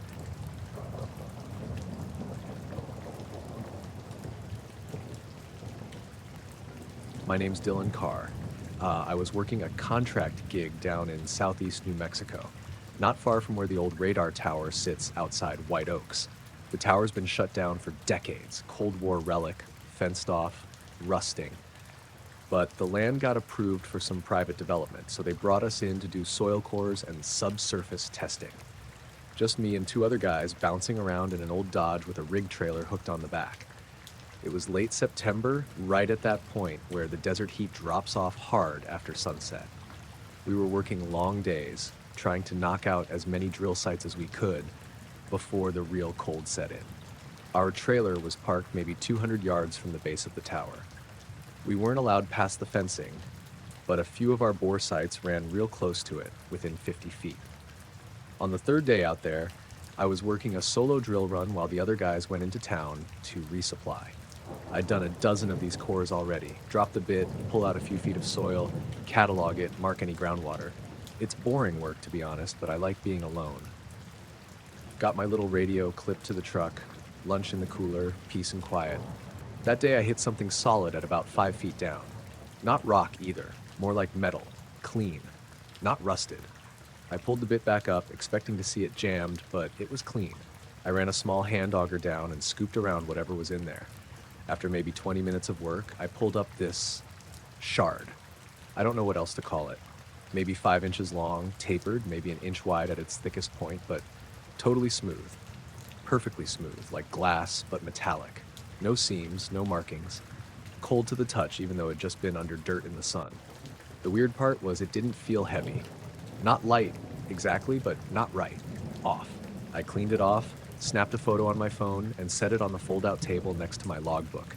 Figured maybe it was some piece of scrap left over from the radar days. We'd found a few bolts, old cables, stuff like that. But this felt different. Too refined. No corrosion. Like it hadn't aged at all. I worked the rest of the day like normal. Did 2 more cores, wrapped up just before sundown. That area gets real quiet after dark. No traffic, no people, just wind through mesquite and the occasional coyote. By the time I was back in the trailer, the sky was black and the generator was humming low. I was halfway through heating up a can of chili when someone knocked on the trailer door. I didn't hear a vehicle pull up, and the area around the site is all gravel and scrub. You can't sneak up on it. I opened the door and there was a man standing there. Black suit, black tie, clean white shirt, shiny black shoes. No dust on him at all. He looked out of place. Way too clean for being out here in the middle of nowhere. He didn't introduce himself, just looked past me and said, "You found something today." I didn't answer at first, just stared at him. He was average height, pale, no expression. His voice was quiet, but I had every word clear over the generator, like it cut through the background. Finally, I said, "What are you talking about?" He nodded toward the table inside. "The object? May I look?" I don't know why I let him in. Something about the way he asked made it feel like I didn't really have a choice. He stepped inside, moved slow, didn't touch anything, just looked at the shard, bent down a little to study it. He kept his hands behind his back the whole time. After a minute, he straightened up and said, "Some artifacts belong underground." That's all he said. Then he turned around and walked out. No goodbye, no name. I stepped outside behind him, trying to see where he was headed, but there was nothing.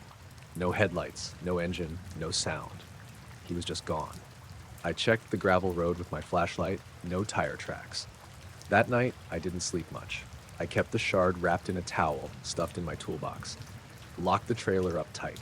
Every time I closed my eyes, I swore I heard footsteps outside, but when I looked, nothing. Just the wind. Next morning, my coworkers came back. I didn't say anything about the man or the shard. I just went about the day like nothing had happened. I kept the shard with me, though, hidden in my truck's glove box. I don't know why. Part of me didn't want to let it go. A few days later, we wrapped the job and moved on to another site an hour west. I took the shard home after the contract ended, put it in a drawer in my garage. About a week after that, I came home from work to find my garage door wide open.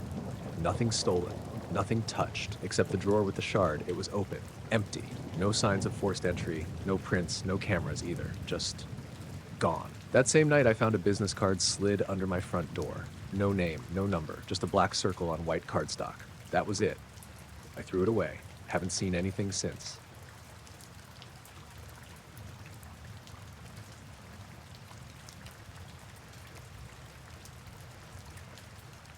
We rented the boat out of Crescent Harbor, just south of Ventura.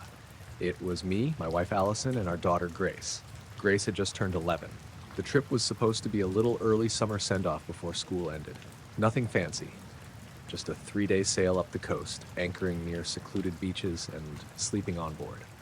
We'd done a similar trip the year before, and it was peaceful. No internet, no noise, just ocean. We took out a Catalina 36, roomy enough to not feel cramped, small enough for the three of us to handle. The marina gave us a logbook, clipboard, and spare keys. I filled in our plan, out to San Miguel, a night there, then east toward the shoreline again to anchor off Refugio Beach. Last stop was supposed to be just past El Capitan before heading back. The weather was clear all 3 days. Light wind, smooth current, sunny, but not too hot. By the second night, we were anchored maybe 100 yards offshore, just west of Gaviota. I had the stove running for coffee, and Grace was up on deck watching the horizon with binoculars. Allison was inside trying to get the cabin light working. It kept flickering even though the battery was full. At some point, Grace said, "There's a star in the water." I stepped up to check. It was around 9:20 p.m., just past nautical twilight. I thought she meant a boat light or some satellite reflection. But when I looked out, there was this small white glow just above the ocean, almost level with the horizon line. It wasn't moving.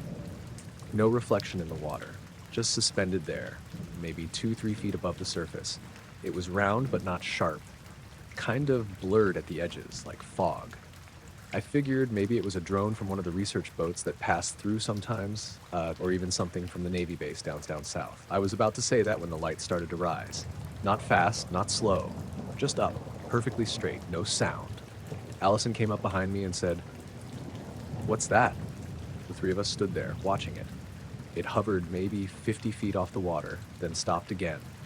No blinking lights, no movement side to side. It didn't cast a beam. It just hung there as if gravity didn't apply to it. Then the mast light dimmed, just a little, and the cabin light shut off completely. I tried the switch, then the radio. Nothing.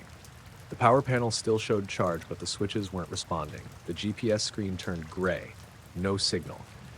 I even tried the emergency beacon test. It gave a weak red blink and went dead. The strange thing was the boat didn't feel dead. You know how electronics sometimes fail and everything kind of quiets? It wasn't like that. The water still lapped against the hull. The breeze was steady. The only thing that changed was us. We weren't talking. Not because we were afraid exactly, more like we didn't want to draw attention. Grace asked if she could go inside, and Allison took her below. I kept watching the light. Eventually it started to move, slowly east, along the horizon, keeping low, never more than 100 feet off the surface. I followed it until it disappeared behind the curve of the coast. It took maybe 3 minutes. The lights came back on, maybe 5 minutes later. Everything powered up at once. The cabin light flickered, the GPS reset, the radio clicked back to its standby channel. No error messages, no logs of outages. I didn't mention it to the harbor office when we returned the next afternoon. Didn't really know how to explain it. But the guy at the desk, a tall man in a black suit, which was weird enough for a marina, asked for our logbook. I handed it to him, and he flipped straight to the second page without reading the front. He didn't check the times or coordinates, just glanced at the notes and said, "You were west of Gaviota last night?" I nodded. He paused for a second, then handed back our key fob. "Some voyages end before the dock," he said. I didn't respond, just took the keys and walked out. I don't think he worked there. I've been back since, a couple times. Nobody's seen anyone by that description. The regular guy at the office says he's the only one who handles returns.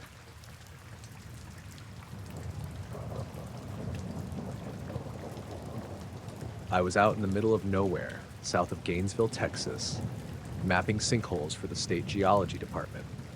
It was late September, dry and warm during the day, but the nights got cool. The pasture where I was working was huge, barely a fence line in sight, just miles of grass and scrub dotted with little hollows and depressions.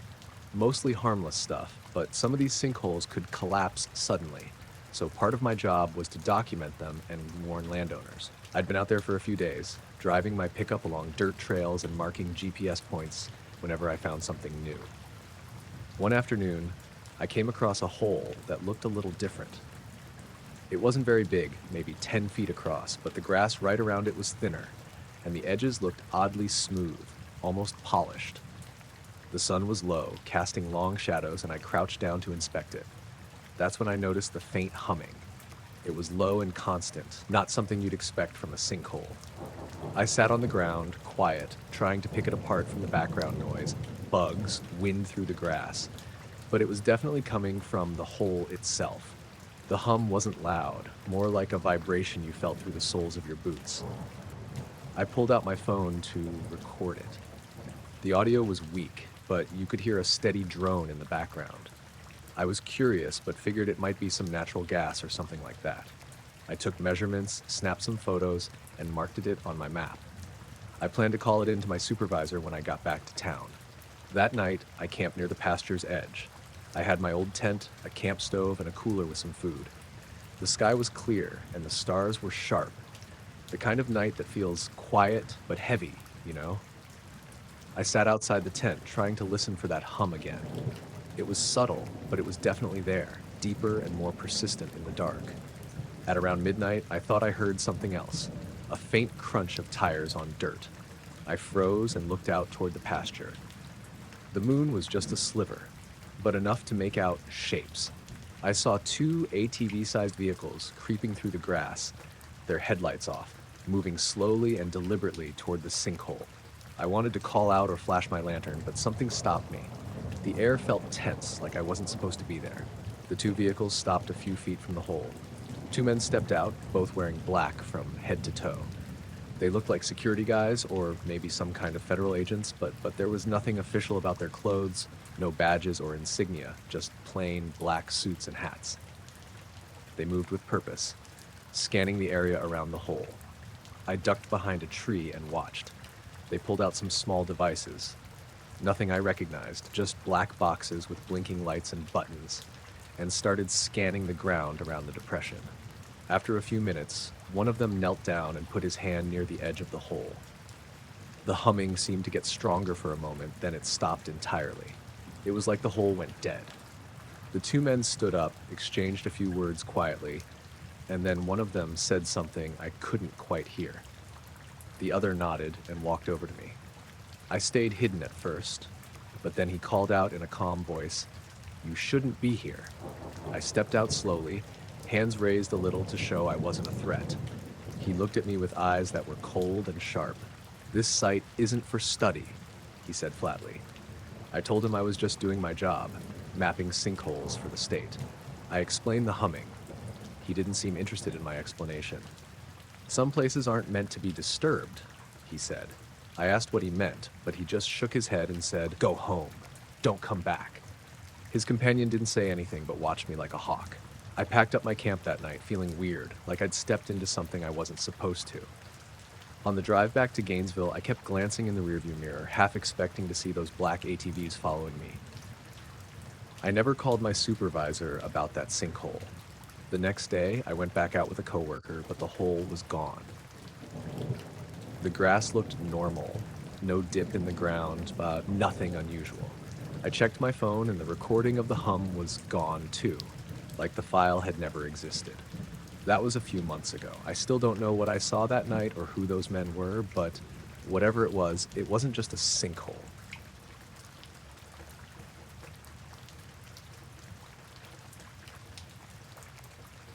I worked the night shift at a convenience store on the outskirts of Cedar Falls, Iowa. Nothing fancy, just the usual mix of snacks, cheap coffee, and gas pumps out front. The store was a little out of the way, near a patch of woods and farmland, so traffic dropped off pretty quick after midnight. That was the quiet part of my shift.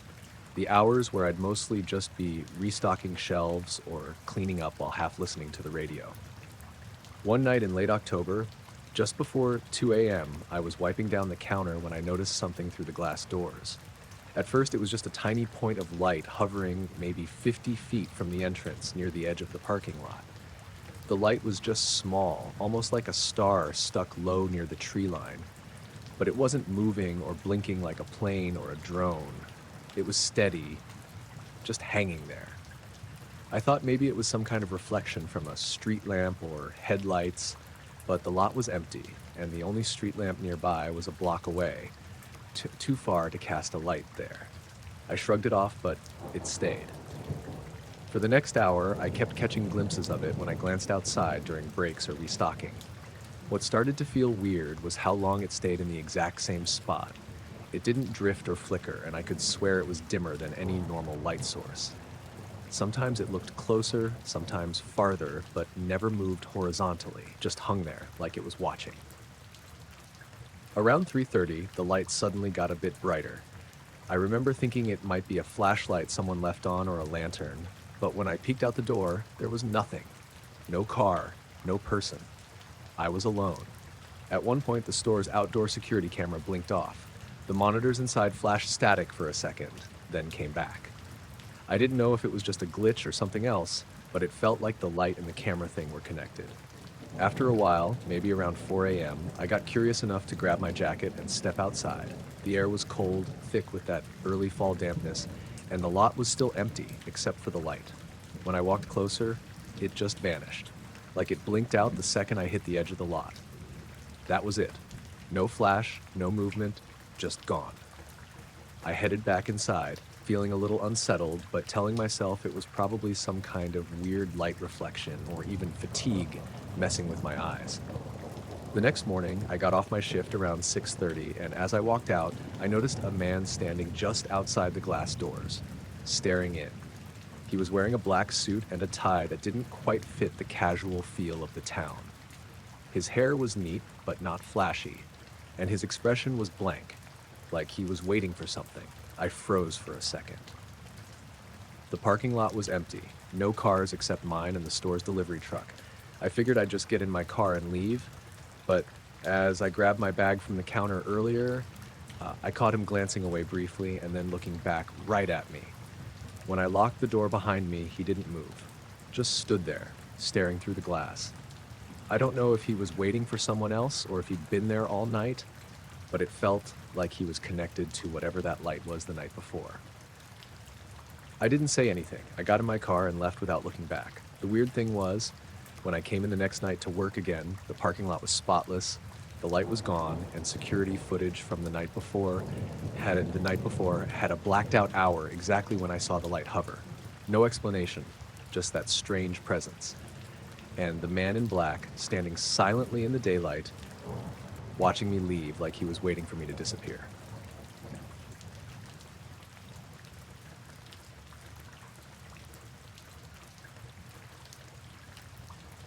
I was out early that morning, just after the sun started coming up, fixing some trail signs along the ridge in the southern part of the forest preserve.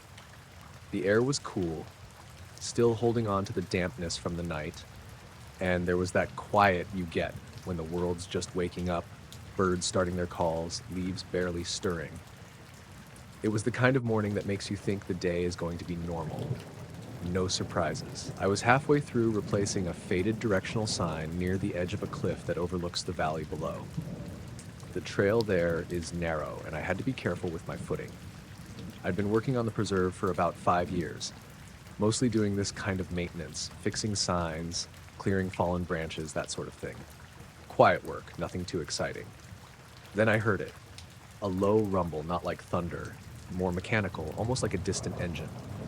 I looked up toward the cliff face to my left, the one that drops off steeply into the trees below. That's when I saw it, a black disc, smooth and wingless, sliding silently behind the rock. It was about the size of a small car, but the way it moved didn't make sense. It wasn't flying in a typical way, no sound other than that low rumble, no wings or rotors. It vanished behind the cliff quickly, but there was no way it could have landed or hidden completely without leaving some sign. I stood there for a while, heart pounding, just staring where it had disappeared. The forest was silent again, except for the occasional bird call. No footprints, no scuff marks, nothing. I packed up my tools faster than usual and headed back to the ranger station. I told myself maybe I was imagining things, maybe it was a trick of the light or some new kind of drone I hadn't heard about. But that low rumble kept echoing in my mind. The next morning, I came back to the trail early, hoping to catch a better look, or at least see something that explained what I'd seen. When I got there, the whole area around that cliff was cordoned off with yellow tape. There was a black SUV parked nearby and a man standing by the tape, dressed in a perfectly tailored charcoal suit. No badge visible, no name tag, just a thin briefcase in one hand and a calm, serious expression. He saw me approach and nodded, like he was expecting me. "You can't go past here," he said, his voice quiet but firm. "This area is off limits from now on." I asked who he was, what agency he represented. He didn't answer directly. Instead, he pulled out a card with an emblem I didn't recognize, just a black symbol on a white background. No department name, no contact info. "Why is this area closed?" I asked. He looked at me for a long moment and said, "There are things here that don't belong to this world. It's better if people don't come near." I blinked, trying to figure out if he was joking or serious. There was no humor in his face. "Who are you?" I pressed. He smiled faintly, but it didn't reach his eyes. "Let's just say we take care of things that shouldn't be seen."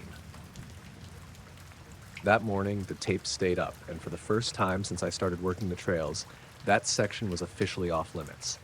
I tried to get answers from my supervisor, but all the emails and calls about it got stonewalled or ignored.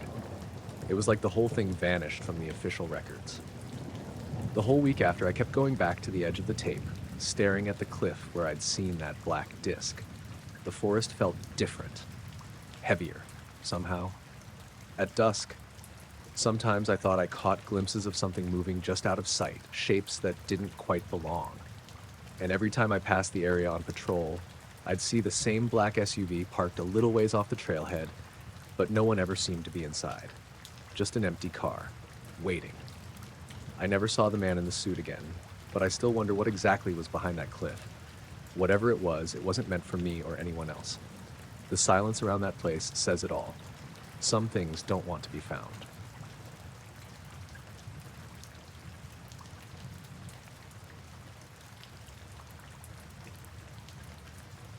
I drove a taxi in Phoenix for a couple years, mostly nights. The kind of shifts where you wait for calls in the dark, windshield fogged up, desert, air heavy, and still outside. The roads out by South Mountain are mostly empty at night, except for the occasional truck or someone dumb enough to be out hiking after dark. It was around 11:30 p.m. when I got the call to pick someone up at a gas station near the 202. I figured it was just a local trying to get home or catch a ride to the airport, but when I pulled up, The guy looked different, not in a bad way, just off. He was mid-40s, clean cut, wearing a black suit that didn't fit quite right, like it had been rented or thrifted. His hair was slicked back, and he had these dark sunglasses on, even though it was night. I rolled the window down, and he slid in the back without a word. "Where to?" I asked. He glanced out the window toward the desert and said, "Anywhere you can drive me where I can see the stars clearly. I saw something out there, something incredible." I raised an eyebrow but said, "South Mountain? I can get you a good view from up there." He nodded.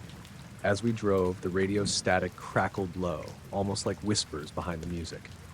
The desert outside was silent except for the occasional coyote howl. The guy didn't say much, just stared out the window.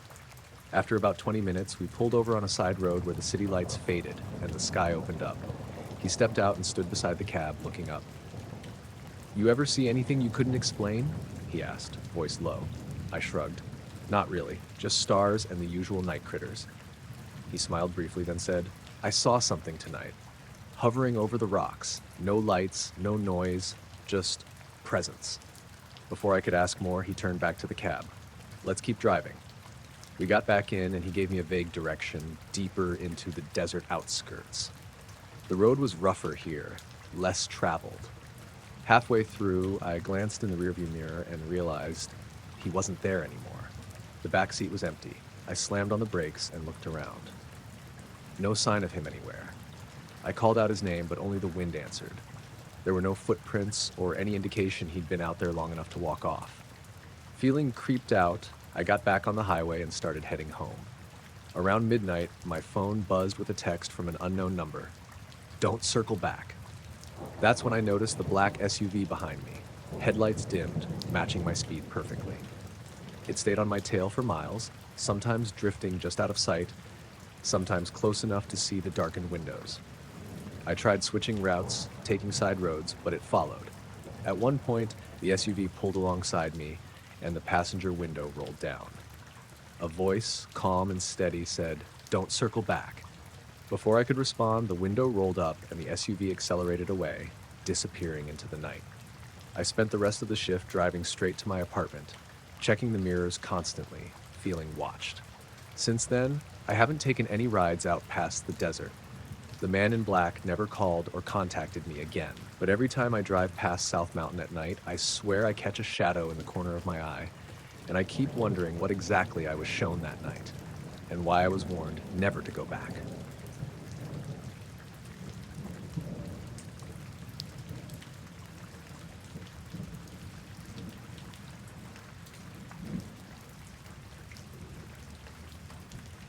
I was out in the field late that night, just after the sun dipped below the horizon. It was early fall in southern Iowa, the kind of evening where the air starts to turn crisp, but the day's warmth still lingers in the soil. I had been checking the rows of corn. It's harvest season soon, and I'm picky about the way the stalks look. My grandpa's farm, been in the family for generations, and I like keeping it running right. I was standing near the old barn, the one built back in the 40s, when I noticed something odd. At first, I thought it was fireflies or maybe a trick of the light from the farmhouse windows, but then I saw 3 spheres, bright, glowing, and perfectly round, rising slowly from the roof of the barn. They were about the size of basketballs and had this eerie, steady light, not flickering or pulsing like a candle or anything natural. They hovered silently for maybe a minute, then drifted upward in unison, like balloons caught in a gentle breeze. But there was no sound, no wind, no change in the leaves around me. They just disappeared into the dark sky, as if someone switched off a light. I rubbed my eyes and looked again, thinking maybe I was imagining it, or maybe it was some kind of drone light show, but it was too quiet out here for anyone to be messing around. The farm is miles from the nearest town, and nobody comes around this late except me or the occasional raccoon. I stood there a while, feeling this weird mix of curiosity and unease. Then I went back to the house. I thought maybe I'd tell my wife, Lisa, but I figured she'd laugh it off. She's practical, not the type for weird stories, so I just kept it to myself. The next morning, I woke early and stepped outside to check the fields. It had been a clear night, so the dew was thick on the grass. As I walked toward the corn, I noticed a black pickup truck parked just inside the edge of my southern field. It wasn't one of the neighbors. No stickers, no plates I recognized. Two men got out, both wearing dark suits and white shirts, no ties, and polished black shoes that looked out of place in the muddy field.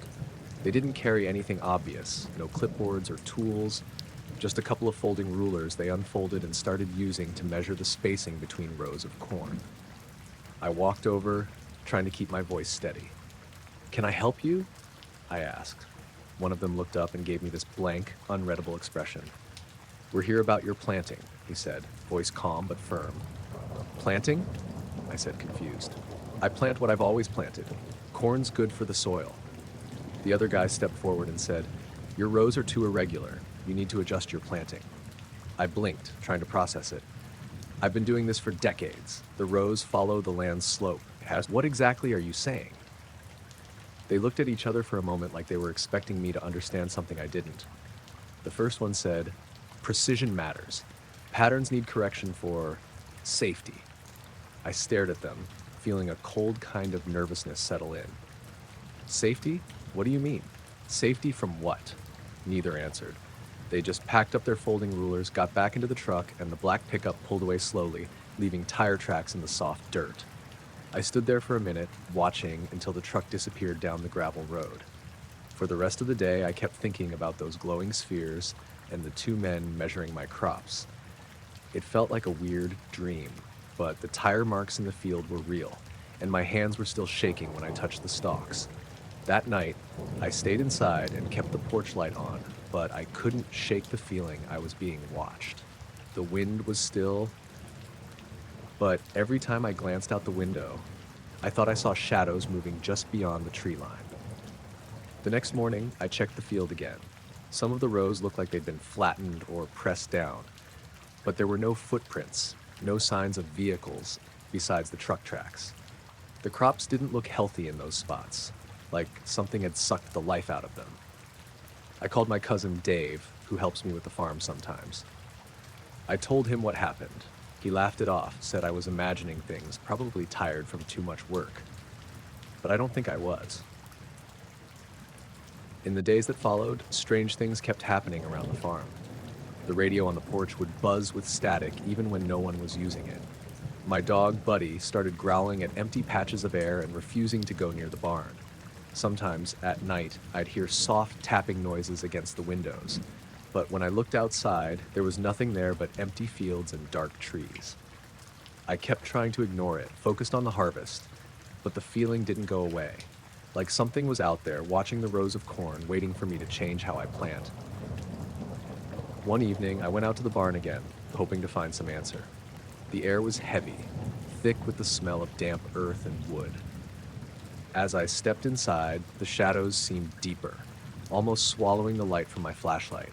I didn't see the spheres this time, but I felt their absence like a weight.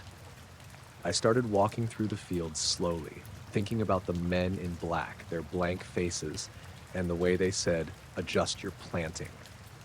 It sounded like a command, not advice. I don't know what they meant or what would have happened if I didn't listen. But the next morning, I found myself straightening out the rows a little more, trying to make them more uniform. It's been a couple weeks now. The strange noises and the shadows haven't gone away completely, but they're less intense. I keep an eye on the skies at night, hoping to see something, anything, to make sense of it all. But the truth is, I still don't know what's going on with those spheres or those men in black suits, and I'm not sure I want to.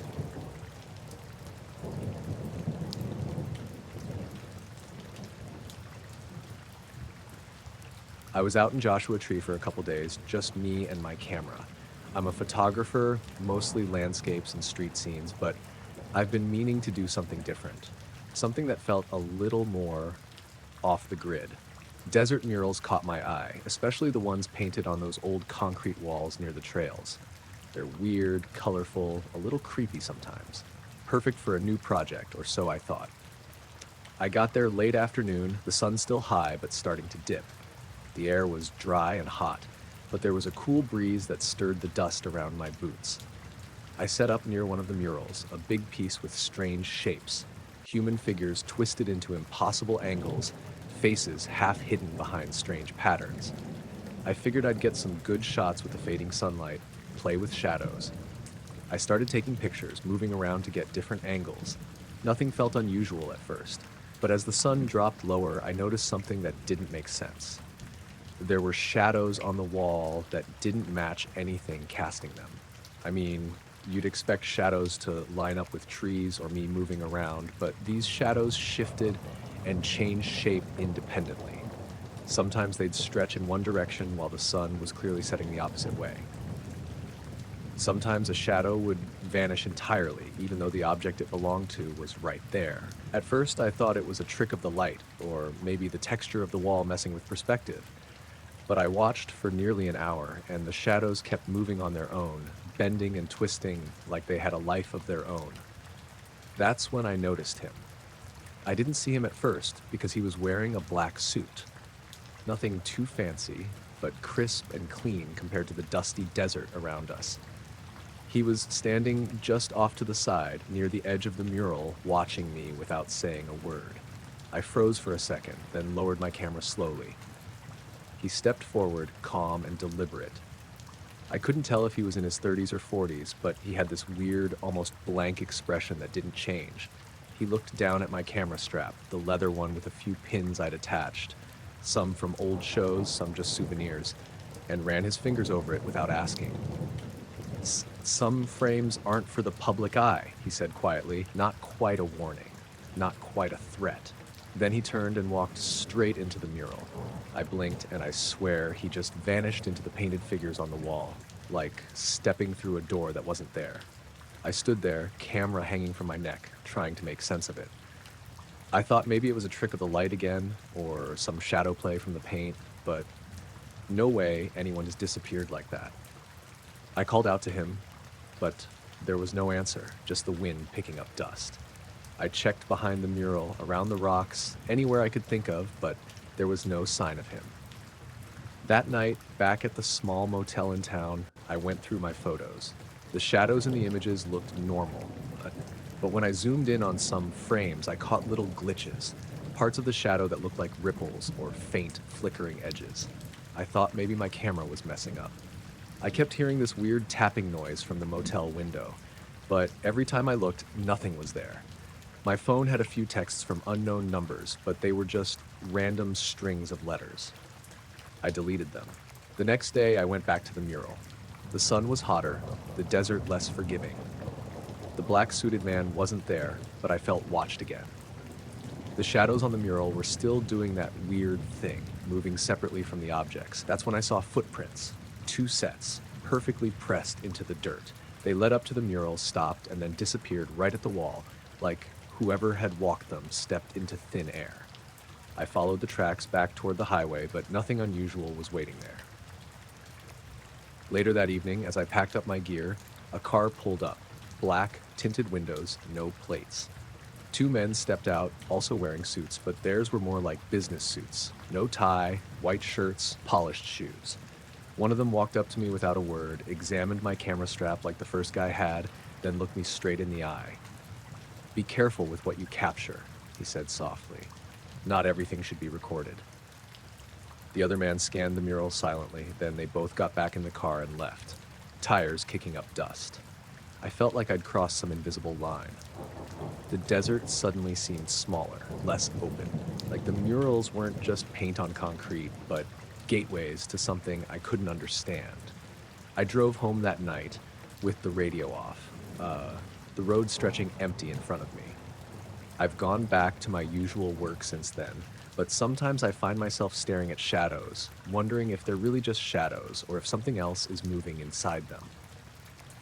I never shared those photos publicly. I don't know what's really out there behind the paint and the light, but I'm not sure I want to find out.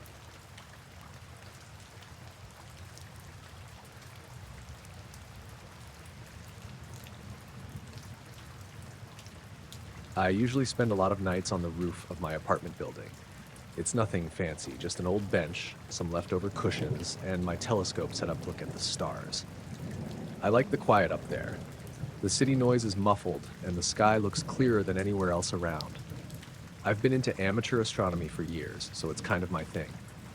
This all started on a late September evening. The air was cool, a little crisp, but not cold yet. I'd gotten home from work early around 7 p.m., and after dinner, I hauled my scope up to the roof around 9:30. It was still mostly dark by then, but the stars were out, bright and sharp. I set the telescope to look at Cygnus, the Swan constellation. It's one of my favorites. I'd been tracking it for a while just to see how it moves through the night sky. Usually it shifts slowly, like everything else does, but this time something was off. When I lined up the scope, a star cluster in Cygnus moved, like it wasn't where it was supposed to be. At first I thought maybe I'd messed up the alignment or the coordinates. I double-checked my charts and my equipment, everything else was in place. The other constellations were exactly where they should be. But that part of Cygnus, a small group of stars near the tail, was shifted about 10 degrees to the west from where it was last time I checked. I stared at it for a while, blinking back and forth between my chart and the telescope's eyepiece. The stars themselves looked perfectly normal, steady, and bright, but the pattern was definitely wrong. I figured maybe it was a weird atmospheric thing or an optical illusion, so I stayed up watching for the next hour or so. The shifted cluster didn't move back. If anything, it stayed roughly in that position, almost like it was stuck. The next morning, I told my friend Leah about it. She's a geology student, not into astronomy, but she humored me. Maybe you're seeing a reflection or some kind of light pollution, she said, but I could tell she was curious. That night, I went back to the roof. It was cloudier than before, the kind of low-hanging fog that makes the city lights glow orange. I still set up the telescope, but I wasn't expecting to see much. About 11 p.m., I noticed a black sedan parked across the street, right under the building. It was just sitting there, engine off, no headlights on. The streetlight overhead barely lit it, but I could see a figure inside. I watched for maybe 10 minutes. The car didn't move. The figure didn't get out. At first I thought maybe it was just someone waiting or parking there for some reason. Then suddenly the passenger side door opened and a man stepped out. He was wearing a dark suit, black tie, black shirt, nothing flashy, and he moved in a way that felt deliberate, almost clinical, like he was on a job. I ducked behind the telescope, but I could see him looking up toward the building. He didn't climb the stairs or come inside. Instead, he pulled a small flashlight from his pocket and aimed it straight up at my telescope's lens. The light wasn't bright enough to blind me, but it caught the lens perfectly, reflecting a dull, greenish glow. I didn't know what to do. I froze for a second. He kept the flashlight aimed for maybe 20 seconds, then suddenly closed it and got back in the car. The door shut quietly. The engine started, and the sedan drove off slowly, disappearing down the street without a sound. I sat there for a long time, my heart pounding, wondering if I should go down after him or call someone. But by the time I moved, the street was empty. The next few days were tense. I kept looking out my window, watching for that car or the man. Nothing. But I started feeling this weight, like I was being watched. I kept going up to the roof at night, but the stars didn't look right anymore. That shifted cluster in Cygnus was still off, and I couldn't shake the feeling that something was wrong with the whole sky. One night, about a week later, I was packing up to leave the roof when I heard footsteps behind me. I turned, but there was no one there. I swear I heard someone whispering, but when I looked around, only the wind moved the leaves on the fire escape. I tried to ignore it, but the next day at work, my phone died unexpectedly. Battery at 100% the night before, suddenly dead in the middle of the afternoon. I replaced the battery, but it never held a full charge again. The weirdness kept piling up. Small things that didn't add up. My laptop crashed the next night. My neighbor told me his Wi-Fi had been acting strange. Flickering lights, weird static. I didn't tell anyone about the car or the man in the black suit. I didn't want to sound crazy, but I couldn't forget the way he looked at me from the street. The way the flashlight caught the telescope lens, like he wanted me to see it. Sometimes, late at night, I swear I see a shadow moving just beyond the edge of the roof, like someone is watching, but staying out of sight. And the stars, they don't feel like home anymore.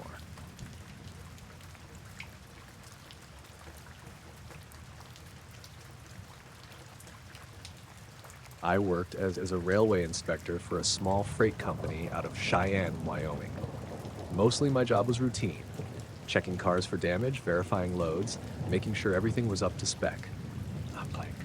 Usually it was quiet, especially on the night shifts when the yard was nearly empty. The trains would come and go, mostly by themselves, with just a few people around. One night, I was doing a routine inspection of a long freight train parked on a siding near the edge of town. It was around 2 a.m., and the yard was dark except for a couple of floodlights. The air was cold, early October, just enough chill to feel it in your bones. I had my flashlight and my clipboard, walking alongside the cars, checking brakes and couplers. As I was moving between cars 23 and 24, I heard a weird noise. It was subtle at first, a metallic scraping sound coming from above, like something was dragging or rubbing against the side of the train, but high up, near the tops of the cars. I stopped and looked up, shining my flashlight, but the beam didn't catch anything. The yard lights weren't strong enough to illuminate above the cars fully, and the moon was behind some clouds. Then, out of the corner of my eye, I saw a dark shape moving quickly along the roof of the cars, almost too fast to be human. It wasn't a person, not really. The shape was low and stretched out like some kind of shadow or animal. It moved with a smooth, almost gliding motion. I blinked, and it was gone, like it melted into the darkness. My heart kicked up, but I told myself it had to be some animal. A raccoon or a large bird, maybe. I scanned the area with my flashlight, but nothing showed. I kept checking the cars, but the noise didn't happen again. I finished my inspection and headed to the small diner by the yard for breakfast. It was about 5 a.m., and the place was just opening up. The usual early crowd was there: truckers, railroad workers, and a few locals nursing coffee. I found a booth near the window and sat down, still a little shaken from the night. I ordered eggs and toast and tried to shake off the weird feeling. That's when I noticed him, a man sitting alone at the counter, watching me. He looked out of place. His suit was black, but it didn't fit right, like it was bought off the rack and never tailored. The collar was too tight, the sleeves a little short, his hair was slicked back, and his face was pale and expressionless. After a few minutes, he stood up and walked over to my table. I hadn't invited him, but he slid into the seat across from me without asking. 6 or 10 car lengths back? He asked quietly. I frowned. What? The shape you saw. 6 or 10 car lengths back from where you were. I shook my head. I don't know what you mean. I didn't catch a distance. It was just above the cars. He leaned forward slightly. The exact position matters. I stared at him, confused and a little uneasy. Who are you? He smiled, but it didn't reach his eyes. Just someone keeping an eye on things. It's important you remember where it was. I tried to brush it off. Look, I'm just a rail inspector. I don't know anything about shapes on roofs or whatever this is. He nodded slowly, as if he expected me to say that. Still, you need to be careful. Before I could say anything else, he got up and walked out. No one else in the diner had noticed him, and when I looked back out the window, he was gone. No car, no footprints, nothing. I finished my breakfast and went back to the yard, but things didn't feel right. Over the next few days, I kept checking the spot he mentioned, but I never saw anything again. Sometimes I'd hear that faint scraping sound late at night, but it never repeated with that same strange pattern. I told a few coworkers, but they laughed it off. Said I must have been tired or imagining things. But I knew what I saw. The man's visit stuck with me, the way he spoke, the way he seemed to know what I was talking about without explaining anything. It was unsettling, and I kept wondering why he was so interested in the exact distance of that shape. I never saw him again, and I never figured out what was on those train roofs that night. It's just something that happened, left with questions I can't answer.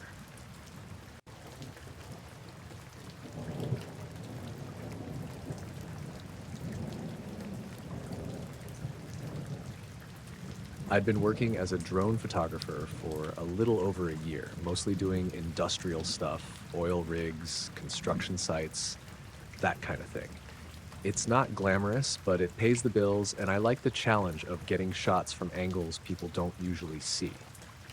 The rig I was working on that day was out off the coast of Louisiana, a platform surrounded by water and a few supply boats. Nothing weird about it, or so I thought. That evening, I had a client who wanted some twilight footage. the sun setting, the rig lights coming on. I launched my drone from the deck of a supply boat, flying it around the rig to get the shots they asked for. The weather was calm, a bit humid but warm, typical late summer night on the Gulf. I was about halfway through the shoot when I noticed something off to the northeast. At first, I thought it was just another supply boat, but the shape didn't look right. It was a rounded object hovering quietly above the water, not moving much. The drone's camera picked it up clearly, so I circled it to get better footage. The thing was about the size of a small helicopter, but it wasn't making any noise. No blinking lights, no visible engines or rotors. Just this smooth, dark, rounded shape hovering, reflecting the last light of sunset. It didn't seem to be doing anything, just hanging there. I kept filming for a few minutes, then decided to head back to the boat. As I brought the drone in, the object started to move slowly away, heading out over the open water, still quiet and smooth. Later that night, back at my small apartment in New Orleans, I was reviewing the footage on my laptop. The object was clear, perfectly in focus against the dim sky and water. It didn't look like any kind of aircraft I knew, but I kept second-guessing myself. Maybe some kind of experimental drone? A weather balloon? I wasn't sure. Around 2 a.m., there was a knock at my door. That was weird because I don't get visitors at that hour. When I opened it, a man was standing there.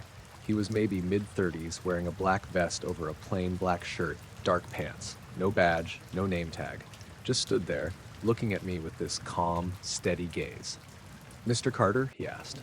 "Yeah," I said, still half asleep and confused. He didn't introduce himself, just said, "We need you to delete the footage you took tonight, for everyone's safety." I blinked, trying to figure out if this was a joke or something serious. "Who are you? What footage?" He didn't answer the first question. "That object you filmed above the rig, it can't be shared. Delete it." I felt this knot in my stomach. "Look, I don't know what you're talking about exactly, but I'm a contractor. I don't want any trouble. Can you tell me who you work for?" He shook his head. "No one you need to know. Just delete the files. Now." I hesitated. I didn't like being ordered around, but the guy's tone was firm, and there was something off about him, like he wasn't used to being refused. "Okay," I said finally, "I'll delete it, but can I at least have something in writing?" He smiled, but it wasn't friendly. "That won't be necessary. We trust you'll do the right thing." He turned and walked away down the hallway, leaving me standing there with my laptop open on the dining table. I stared at the screen for a long time. The footage was still there, the last moments of twilight, the rig lights glowing, and that strange object just hovering. I could hear the hum of my hard drive, the quiet of my apartment. I thought about calling someone, the police maybe, but what would I say?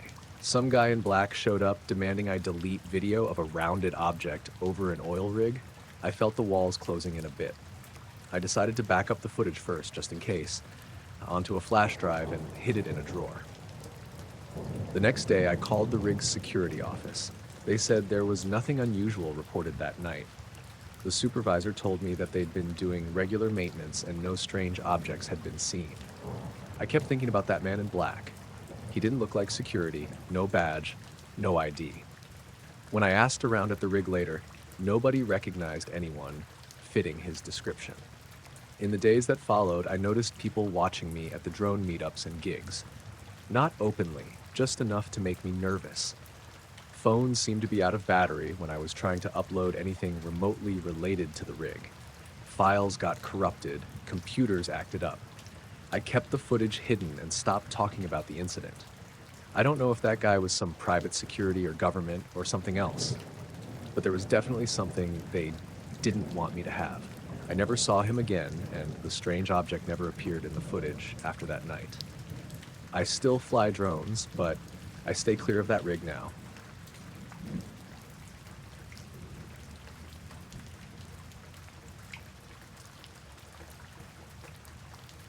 I've been tracking wildlife in the Pacific Northwest for almost 10 years now, mostly deer, elk, and the usual forest critters. It's a job that requires a lot of patience, paying attention to subtle signs, broken twigs, hoof prints, scat, anything that tells you an animal passed through. I'm used to the quiet and the isolation. It's just me, the forest, and whatever's moving through it. A couple weeks ago, I was out on a routine walk, following a trail I'd been monitoring for deer activity. The sky was overcast, the kind of gray that presses down on everything, making the forest feel heavier. It had rained the day before, so the ground was soft and muddy in places. About an hour into the hike, I came across something strange. A perfect circle, maybe 10 feet across, in the middle of a clearing. The grass and underbrush inside the circle were completely flattened, pressed down as if something heavy had sat there for a while. What made it odd was the edges. The border was sharp, like someone took a giant cookie cutter to the ground. The circle was completely clear of any leaves or branches sticking up. I knelt down and started looking for tracks.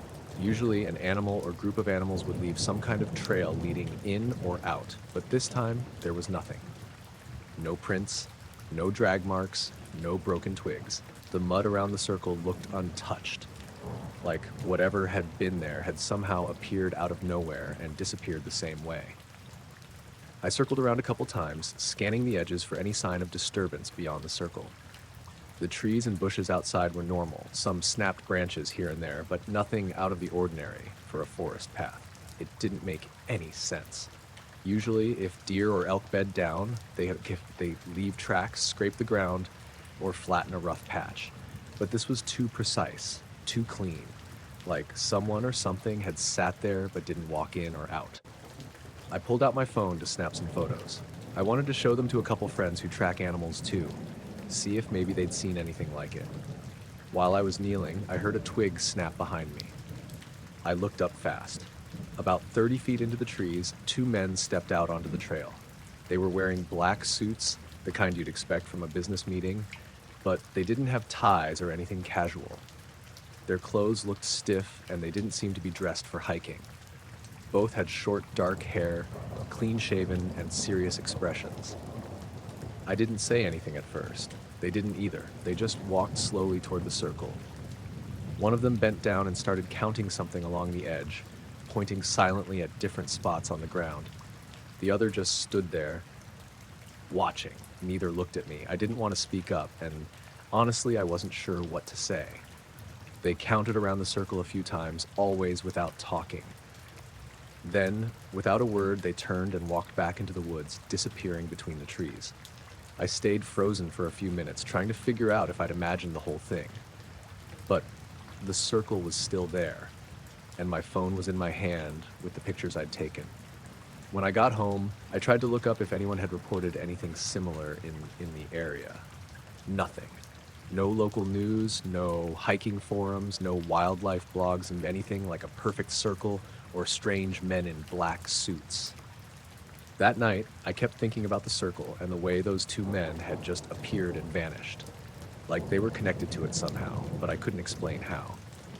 The next morning, I went back to the spot, hoping maybe I'd find more clues. The circle was still there, but something had changed. The ground inside looked drier, less pressed down.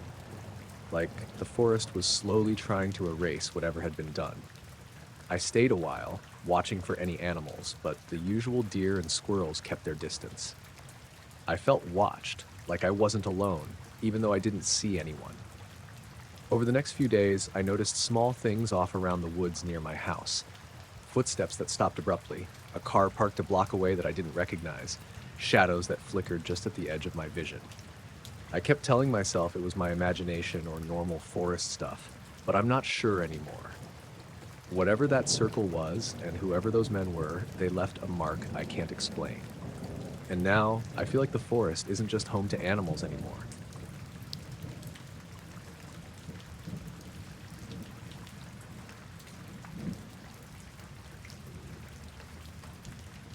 I was out at the burned field before dawn, trying to get a head start on the morning patrol. The fire from a week ago had left that patch of land a mess. Charred, blackened dirt with brittle stalks poking out like broken bones. The whole place still smelled faintly of smoke, even though the rain last night had tried to wash it away. The fog was thick that morning, so thick I could barely see past 20 feet. It was one of those silvery, damp mornings where everything feels muffled. I like those mornings sometimes. Quiet, no distractions. I was standing by the edge of the field, scanning the perimeter with my binoculars, just making sure nothing was smoldering or about to flare up again. We get called in pretty often for that. The fire might be out, but the ground stays hot in spots, and sometimes the wind picks up embers. That's when I noticed it. At first, it looked like nothing. Just a shadow moving above the field. It wasn't moving like a bird or a plane. It was just there. I blinked, and the shadow took shape, a triangular form, dark against the pale gray fog, hovering maybe 30 feet off the ground. It wasn't making a sound, no engine noise, no wind rush, just hanging in the mist like it belonged there. I froze for a minute, trying to convince myself it was some kind of weather balloon or a drone. But nothing about it made sense. No blinking lights, no propellers or wings. Then it moved. Slowly at first, just shifting sideways over the burnt field. Then it disappeared as silently and suddenly as it had appeared, like it melted back into the fog. I was standing there, dumbfounded for a while. The fog started to thin as the sun rose, and the field looked the same as always, charred and quiet. I kept telling myself I must have imagined it. Morning haze, playing tricks. But the feeling in my gut said otherwise. Later that afternoon, back at the firehouse, I was still rattled. I was sitting at the kitchen table, nursing a coffee and flipping through some reports when the door opened, and in walked a man. He was wearing a black suit, no tie, perfectly pressed shirt, shoes that looked polished even though this was a dusty place. His hair was dark, slicked back, and his face was sharp but kind of empty, like he was studying me without actually seeing me. "Afternoon," he said, voice calm but low. He didn't introduce himself or say why he was there. I was about to ask when he walked over to the window, looked out toward the burned field, then without moving toward it, he leaned in like he was inspecting something. He didn't touch anything, but he looked carefully at the scorch marks on the ground visible from the firehouse's vantage point. Then he turned back to me. "We appreciate your discretion," he said, his eyes locking with mine. I wanted to ask who he was, why he was here, but something about his presence made it hard to speak. I just nodded. He stayed another few minutes, looking around the room as if seeing everything for the first time. Then, without another word, he left. After he was gone, I kept thinking about that triangular shape in the fog and the way this guy had appeared out of nowhere and then vanished, just as quietly. I haven't told many people. It felt like something that shouldn't be talked about. Maybe I was being watched, after all. Since then, I avoid that field when the fog rolls in, and sometimes, late at night, I swear I can hear a low hum, like something just beyond the edge of hearing. I don't know what I saw, and I don't know who that man was, but I'm sure it wasn't just a coincidence.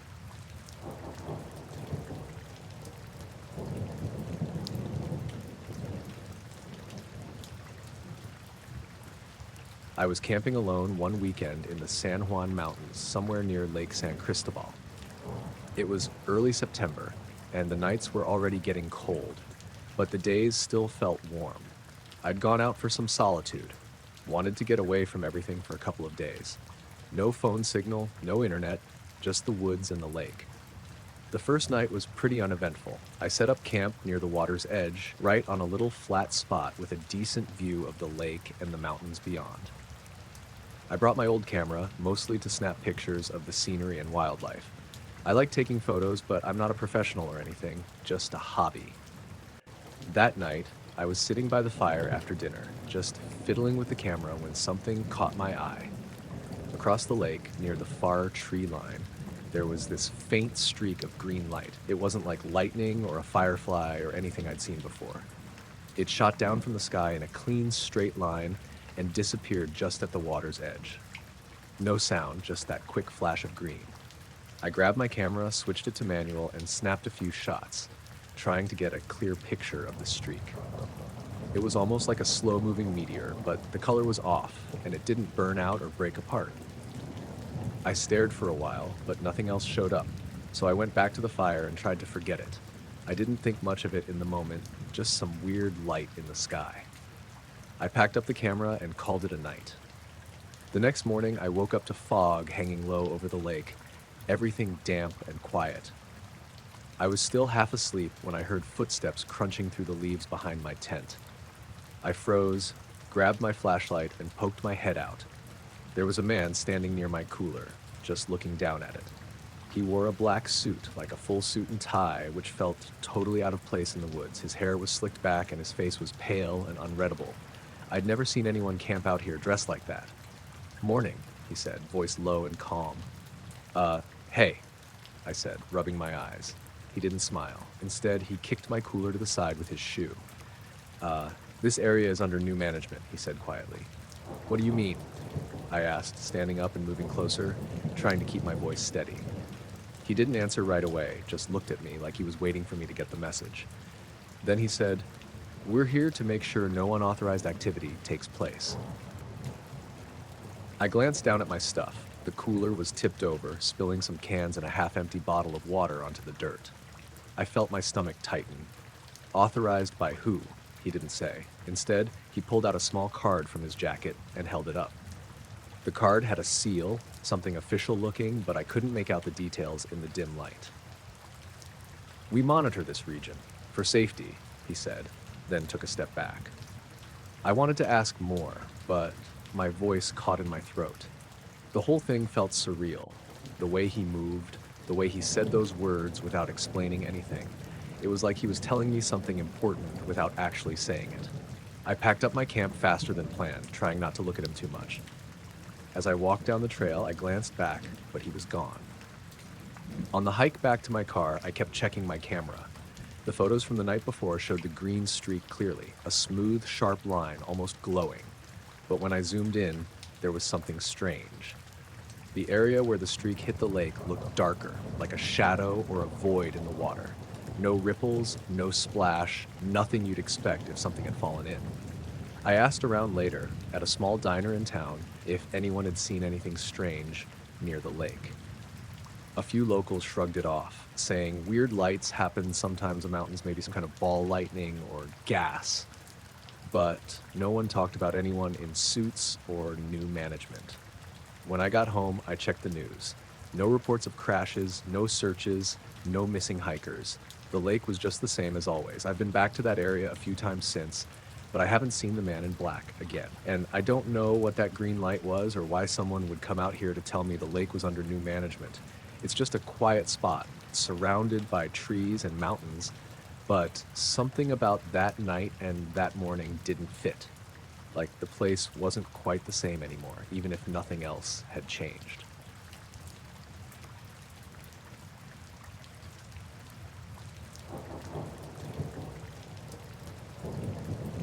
I was volunteering that summer at Cedar Hollow Park, the kind of place where the woods run deep and the city noise fades away completely. I'd done trail maintenance and visitor help for a few months, mostly early mornings and late afternoons.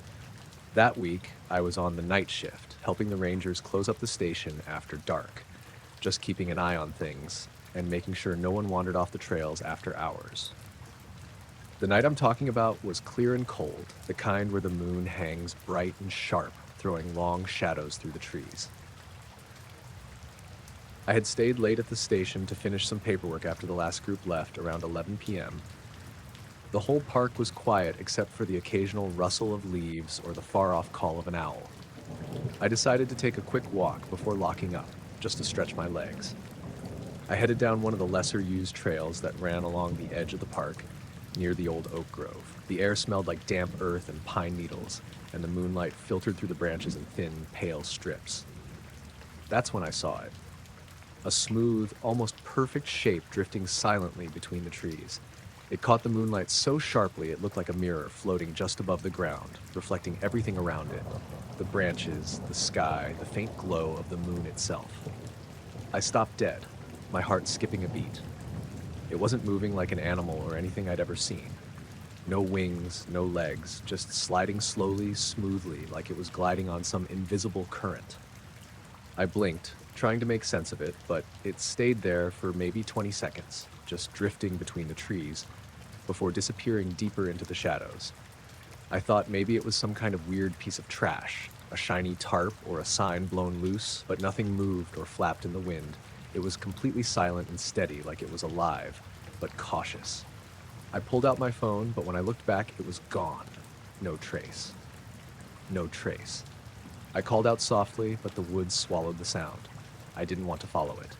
Instead, I headed back to the station, feeling a little on edge, but telling myself I was probably just tired and seeing things.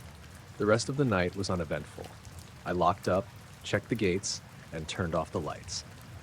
But as I was about to leave, I noticed headlights cutting through the trees at the far end of the parking lot. A black SUV rolled up slowly, stopping right near the ranger station. The windows were darkly tinted and there was no visible license plate. The engine was quiet, almost too quiet for a vehicle that size. The driver's door opened and a man stepped out. He wore a black suit, nothing fancy but pressed and neat. His shirt was white and his tie was perfectly straight. He looked clean-shaven, but there was something off about him, like he didn't quite belong in that place or time. He walked over without a word and stopped right at the door. His eyes scanned the station for a moment before settling on me. "You volunteer here?" he asked, voice calm but low. "Yeah," I said, trying to sound casual, though I was still keyed up from what I'd seen earlier. "Just finishing up for the night." He nodded slowly, then pulled out a badge of some kind. It wasn't official looking, no government seal or emblem.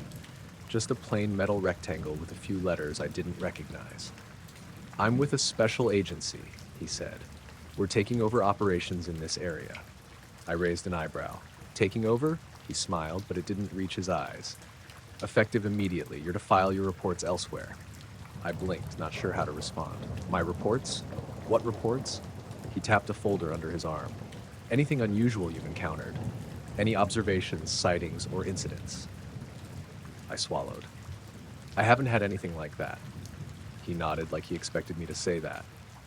"Good. Then there should be no problem." The whole thing felt strange, too formal, too rehearsed, like a scene from a movie. I wanted to ask more, but got the impression he wasn't here to chat. He glanced back at the SUV, then turned to me again.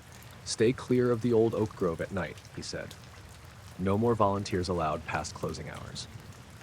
Before I could answer, he walked back to his vehicle, slid in, and the SUV disappeared down the road, leaving me standing in the empty lot under the cold moonlight. The next day, I went back to the park office to find all the usual paperwork gone. Nothing on the desks, no files in the cabinets. The rangers, who usually worked there, acted like nothing was different. But the old oak grove was blocked off with new signs. Restricted area, no entry after dark. I didn't tell anyone about the mirrored object or the man in black. Honestly, it felt like I wouldn't be believed. But the whole time, I kept wondering what exactly he meant by filing reports elsewhere, and what they were so interested in hiding out there in the trees. Sometimes when I'm out walking at night now, I catch myself looking toward the oak grove, half expecting to see that strange silver shape again, drifting silently through the branches. But it never shows, and I'm left wondering if it ever really was there at all.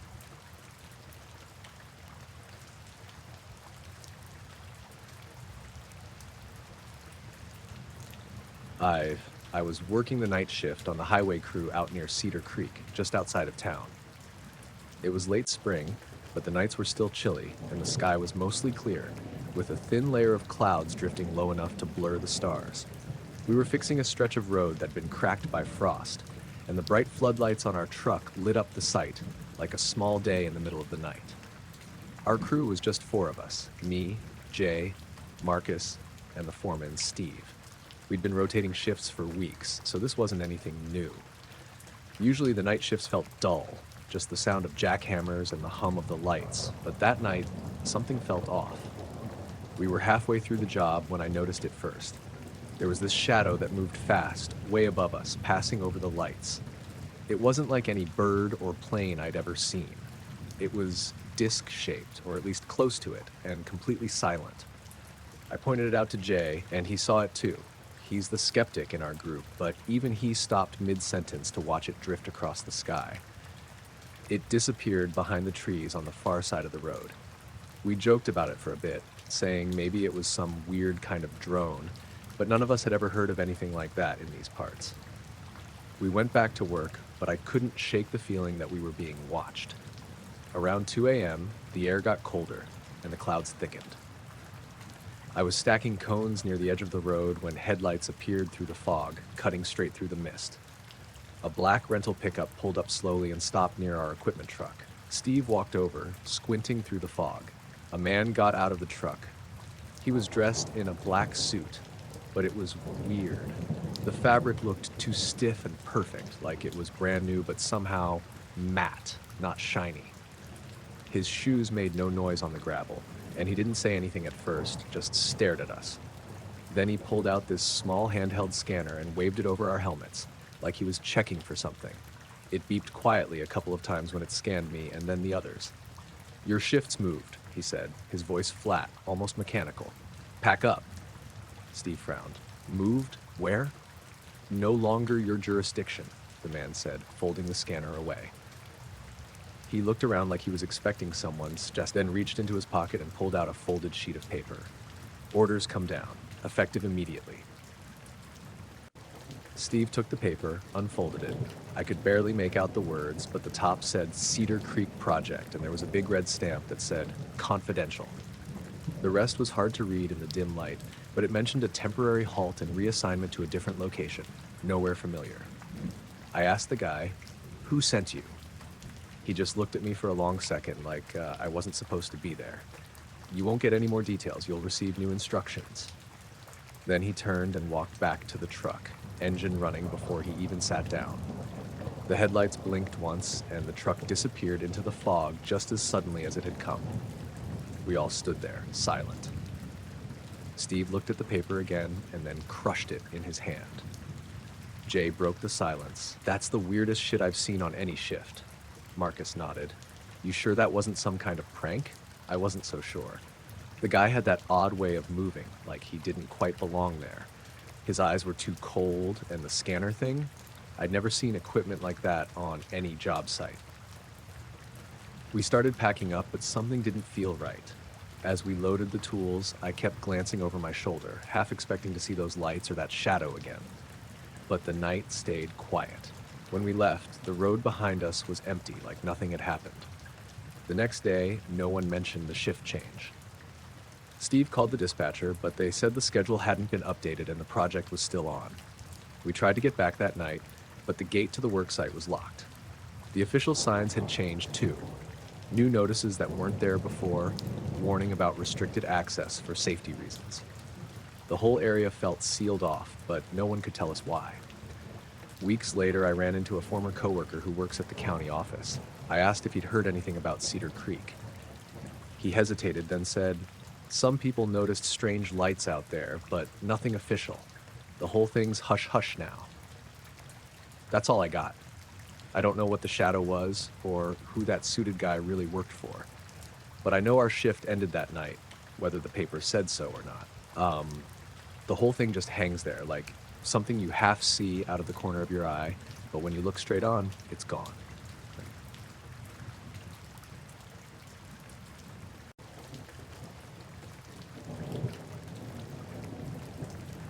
I was working a midweek shift in the forest, about 30 miles outside of Flagstaff, Arizona. My name's Carl Jensen. I do forestry work for the state, mainly monitoring tree health, checking for disease or insect infestations, and sometimes setting up equipment to measure environmental conditions like humidity and soil moisture. The area I was in that day was a section of ponderosa pines that had been off limits for a while due to wildfire risk, so it was quiet and mostly untouched. It was early morning, cool and clear, with a slight breeze that rattled the pine needles overhead. I was hiking out to a site to check on a few sensors I'd installed a few weeks earlier. Around 9 a.m., I noticed this low, vibrating hum in the air. It wasn't like any machine I'd ever heard, too deep and steady, almost like the sound of a huge engine idling far off, but I couldn't see anything. I stopped and looked around, trying to figure out what was causing it. The hum seemed to come from just beyond a cluster of trees, maybe 50 yards away. Then, without warning, this smooth, dark shape slipped silently between the trunks. I say shape because I couldn't make out any clear form. No edges, no seams, just this black mass, perfectly smooth and almost reflective in the patches of sunlight that filtered through the canopy. It moved with a fluid grace, like it was gliding rather than walking or rolling. It disappeared behind a thick stand of pines and didn't come back out. I wasn't sure what to think. Part of me wanted to follow it, but another part warned me not to. The forest was too quiet otherwise, and the usual sounds of birds and wind seemed muted, like the whole place was holding its breath. I shook my head and kept moving toward the sensors. The rest of the morning was uneventful. I did my rounds, tested the equipment, and noted the readings. But I couldn't stop thinking about that dark shape. By noon, I was back at the ranger station for lunch. It's a small, plain building with a break room where the forestry workers hang out. I was eating my sandwich and sipping coffee when a man walked in. He looked out of place, clean-shaven, with short black hair slicked back, wearing a black uniform that didn't have any patches or logos.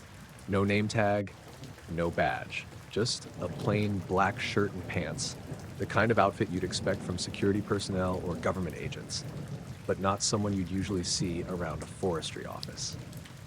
He sat down at my table without asking, which threw me off. I glanced at him, half expecting someone to come get him or say something, but no one else seemed to notice. He looked at my gear, lying on the table, my GPS, a handheld weather meter, and some other measuring tools. Then he asked, in a quiet but firm voice, equipment calibration. Are your instruments within acceptable parameters? I blinked, confused. Yeah, I think so. Everything checks out so far. Why? He didn't answer directly. Instead, he leaned in a bit and said, it's important to maintain accuracy. Deviations can lead to unintended consequences. Before I could ask what he meant, he stood up and walked out of the room. I turned to grab my coffee, but when I looked back, he was gone. No sign he'd ever been there. The rest of the afternoon felt strange. I kept noticing little things out of place. My GPS showed tiny jumps in my position, like I'd briefly moved a few dozen feet in a blink. The weather meter fluctuated erratically for no reason. And there was that deep hum again, faint this time, somewhere just beyond the tree line. On my way back to the truck, I caught a glimpse of that dark shape again.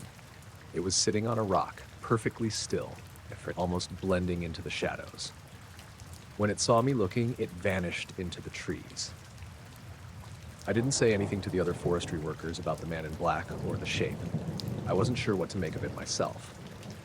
But since that day, I've noticed strange lights flickering between the pines at night, and sometimes that low hum returns, even when no equipment is running nearby. I keep wondering if the man was warning me, or checking on something I wasn't supposed to see. Whatever it was, I don't think this forest is as ordinary as it seems.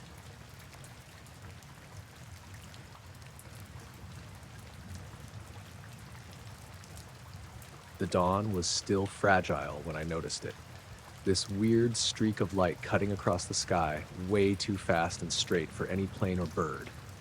I was unlocking the back door of the clinic where I work as a wildlife rehabilitator out here in rural Vermont.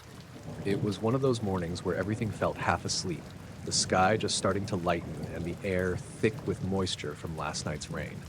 I stopped dead in my tracks, eyes locked on that streak. It was bright, almost blinding for a second, and it moved so cleanly across the horizon like someone had dragged a glowing ruler across the sky. No tail, no blinking lights, no noise, nothing. Just that sharp line, cutting through the morning like it didn't belong. I shook my head, thinking maybe I was still groggy, but something about it stayed with me as I headed inside. The clinic was quiet. I usually get in early to check on the nocturnal animals, owls, bats, some raccoons that come in injured or orphaned. When I went to the cage room, I noticed right away that something was wrong.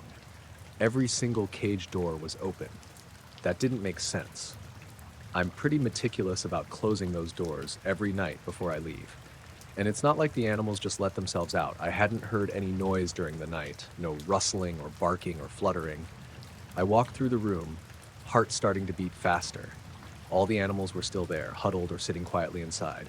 No signs of damage or struggle. The doors were just open, and not a single one was locked. I checked the security cameras later that morning, hoping to find some explanation. A raccoon clever enough to work a latch, or maybe a door left ajar by accident. But the footage showed nothing out of the ordinary. No movement near the cage room at all during the night. I tried calling the other staff, but it was too early for anyone to answer. I didn't want to freak anyone out, so I just locked everything back up and went about my day, but I couldn't shake the feeling that I was being watched. That evening I was locking up when I saw him, standing just outside the front door of the clinic, in a black suit that looked like it had come straight out of the 1950s. The jacket was tight, the tie perfectly knotted, and his shoes shined almost too much for this little rural town. He didn't say anything when I stepped outside, just held out a key ring toward me. There was a small white tag attached to it with neat printed letters that said, "Do not use." I stared at him, dumbfounded. No expression on his face, no indication of who he was or why he was here. I asked him who he was or what this was about, but he just shook his head slowly and then turned on his heel and walked away down the empty street, disappearing into the gathering dusk. I was left standing there with the keys in my hand, the "Do Not Use" label glaring up at me under the streetlight. I didn't know what to do with them. I still don't. The next morning, everything at the clinic was normal. No open cages, no missing animals. But sometimes when the light is just right at dawn, I swear I see something moving outside. Just a shadow, or maybe a figure in a black suit watching from the edge of the trees. And the key ring? It's sitting on my kitchen table. I haven't touched it since that night.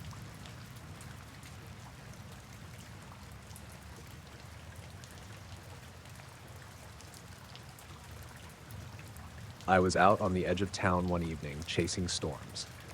My name's Lena Ortiz, and I'm a photographer who's been obsessed with capturing lightning for a few years now. It's kind of a niche thing, but there's something about that raw energy cutting through the sky that just pulls me in.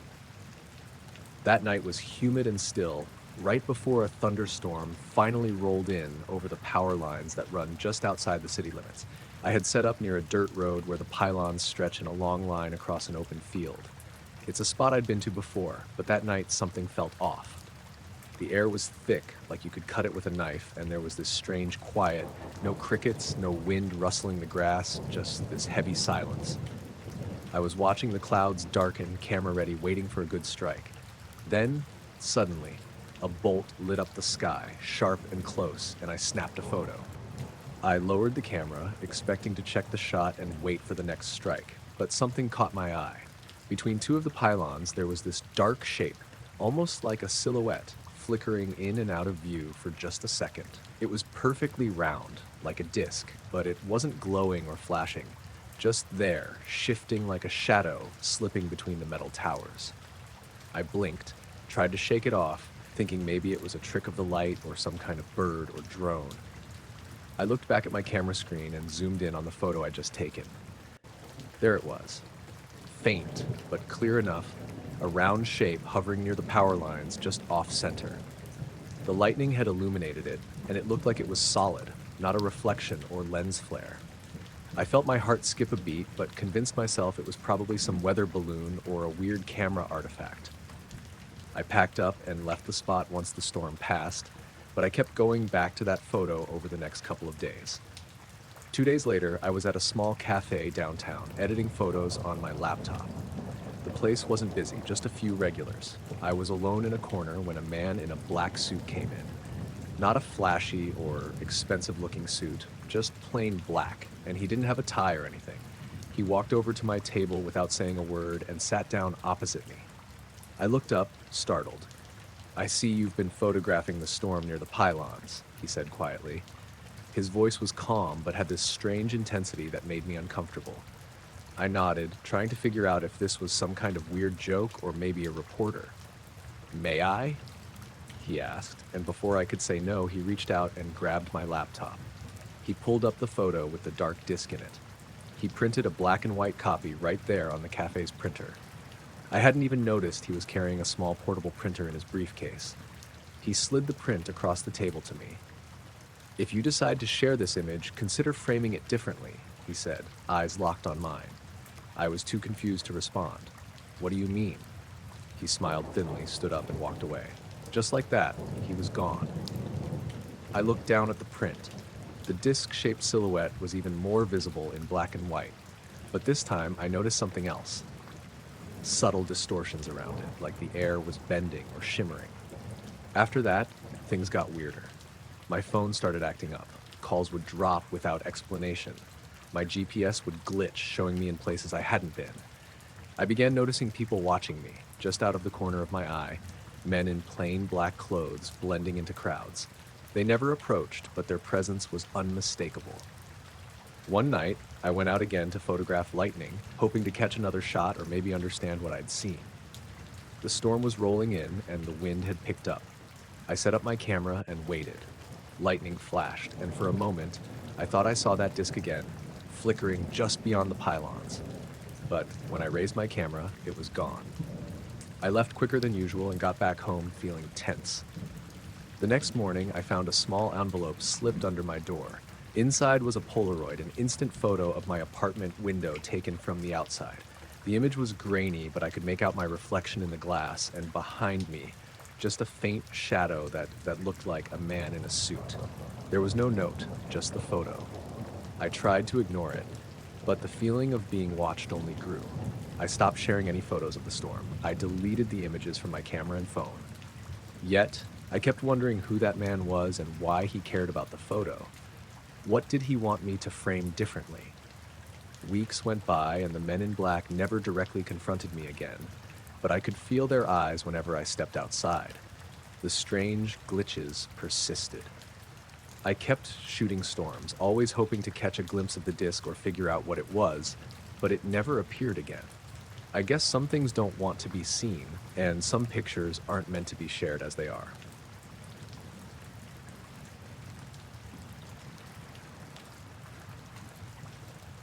The storm hit hard that night.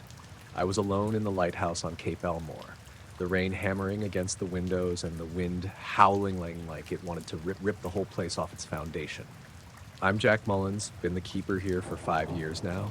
It's not the most glamorous job, but it pays the bills, and I like the solitude most of the time. That evening started like any other during a storm. I was sitting in the small kitchen area, watching the waves crash under the lighthouse, jotting down notes in the logbook about wind speeds and visibility. The radio was crackling with static, just the usual weather reports. Around midnight, when the storm was at its worst, I stepped out onto the balcony for a quick check. That's when I saw it. At first, it was just a faint glow out over the water, bobbing with the motion of the waves. But it didn't look like any boat or buoy. The light was too steady, too. Intentional. It dipped beneath the waves, then popped back up, almost like it was swimming. I blinked, thinking maybe the storm was messing with my eyes. But the glow stayed there, moving slowly, almost deliberately. It wasn't random. The way it disappeared beneath the surface and resurfaced felt purposeful, like it was watching me as much as I was watching it. I didn't hear any engines or see any silhouette, just that soft, eerie glow pulsing in the dark, stormy sea. I wanted to call it in, but the radio was acting up. When I tried to make a call, all I got was that scratchy static again. No answer. I stood there for a long time watching that light dip and rise with the waves until it slowly faded away as the storm started to let up near dawn. The next day was calm. Clear skies, the kind of morning where the ocean looks almost peaceful after a night like that. I went about my usual routine, checking the equipment, cleaning lenses, recording the storm details in my logbook. Around noon, there was a knock at the door. I wasn't expecting anyone, especially not in this weather. When I opened it, 2 men were standing there. Black suits, black ties, and those shiny shoes you see in movies. They looked like they just stepped out of some 1950s detective film. They didn't introduce themselves. One of them held up my logbook. The other didn't say anything, but just stared at me for a moment. They flipped through the pages slowly, then circled a few dates in red ink, including last night's entry about the glowing orb. "You're advised to exercise discretion," the man holding the book said quietly. His voice was calm but firm, like he expected me to understand the weight behind the words. I asked them what they meant, what was going on, but they just looked at each other briefly before the other man added, "Some nights are better left unrecorded." Then they handed the logbook back to me and walked off without another word, disappearing down the gravel path toward the main road like they'd never been there. I stared after them, the feeling of unease growing in my chest. I flipped through the logbook again. The red circles were deliberate, almost clinical, marking more than just the recent storm. Other strange entries from weeks and months before, things I'd thought were odd but wrote off. Since then, I keep finding small things out of place. The radio crackling with static at weird times, brief glimpses of light out at sea, strange shadows flickering across the walls. But every time I think about bringing it up, I remember those men and their warning. I keep writing in the logbook, but I skipped those marked nights now. Some things are just better left unrecorded.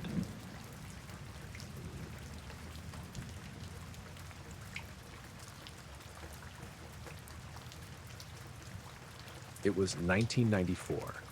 I was stationed at Nellis, but working a temporary assignment out at the Tonopah test range. I just turned 38. Back then, I was a radar technician, E6, 17 years in. Mostly maintenance and diagnostics, but occasionally I'd sit in and monitor during late-night flights if they needed extra eyes on a scope. Most of the time, it was dead quiet. This happened on a Tuesday, sometime in October. I remember because the weather had just started to cool off at night, and that week we'd been told to expect some classified testing near Groom. That wasn't unusual. They'd route certain aircraft through Tonopah's radar coverage for tracking, and we weren't supposed to ask questions about what exactly we were looking at, just log and report. Black project stuff. You learn not to get curious. That night, I was in the radar control van with a guy named Daniels. He was new to the site, came from Edwards, I think, and still getting familiar with the setup. We were running a standard systems test around 0200, just verifying sweep ranges and checking for ghost returns. I was about halfway through logging the last check when I saw it. A single return blinked onto the screen, right on the edge of the Groom Lake airspace. No transponder. Altitude read 30,000 feet. At first, I figured it was a glitch. Happens sometimes when the scope gets hot, especially during long sweeps. But before I could reset it, the blip moved. Instantly. No delay, no descent arc, just one sweep it was at 30,000 feet, the next it was showing 0.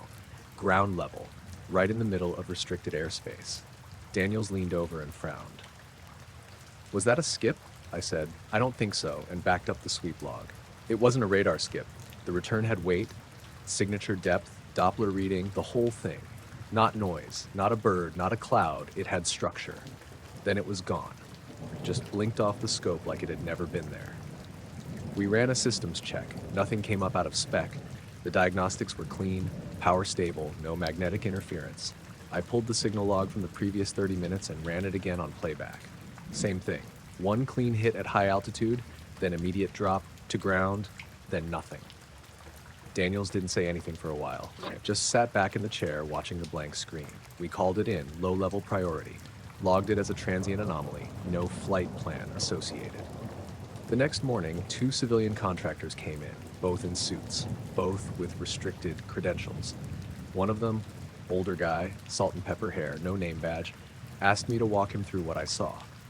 I gave him the rundown, showed him the printouts.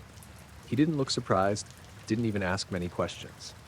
Just nodded and said, "That's consistent," like it was something they'd seen before. Then he asked me to delete the signal logs. I told him I couldn't do that without an order. He handed me a form already filled out and signed. Department of Defense, red header, authorization code. I deleted the logs. Later that week, the same radar van was taken offline for calibration. When it came back online, the memory storage had been swapped, and all signal archives from that night were gone. I didn't say anything after that. I knew better.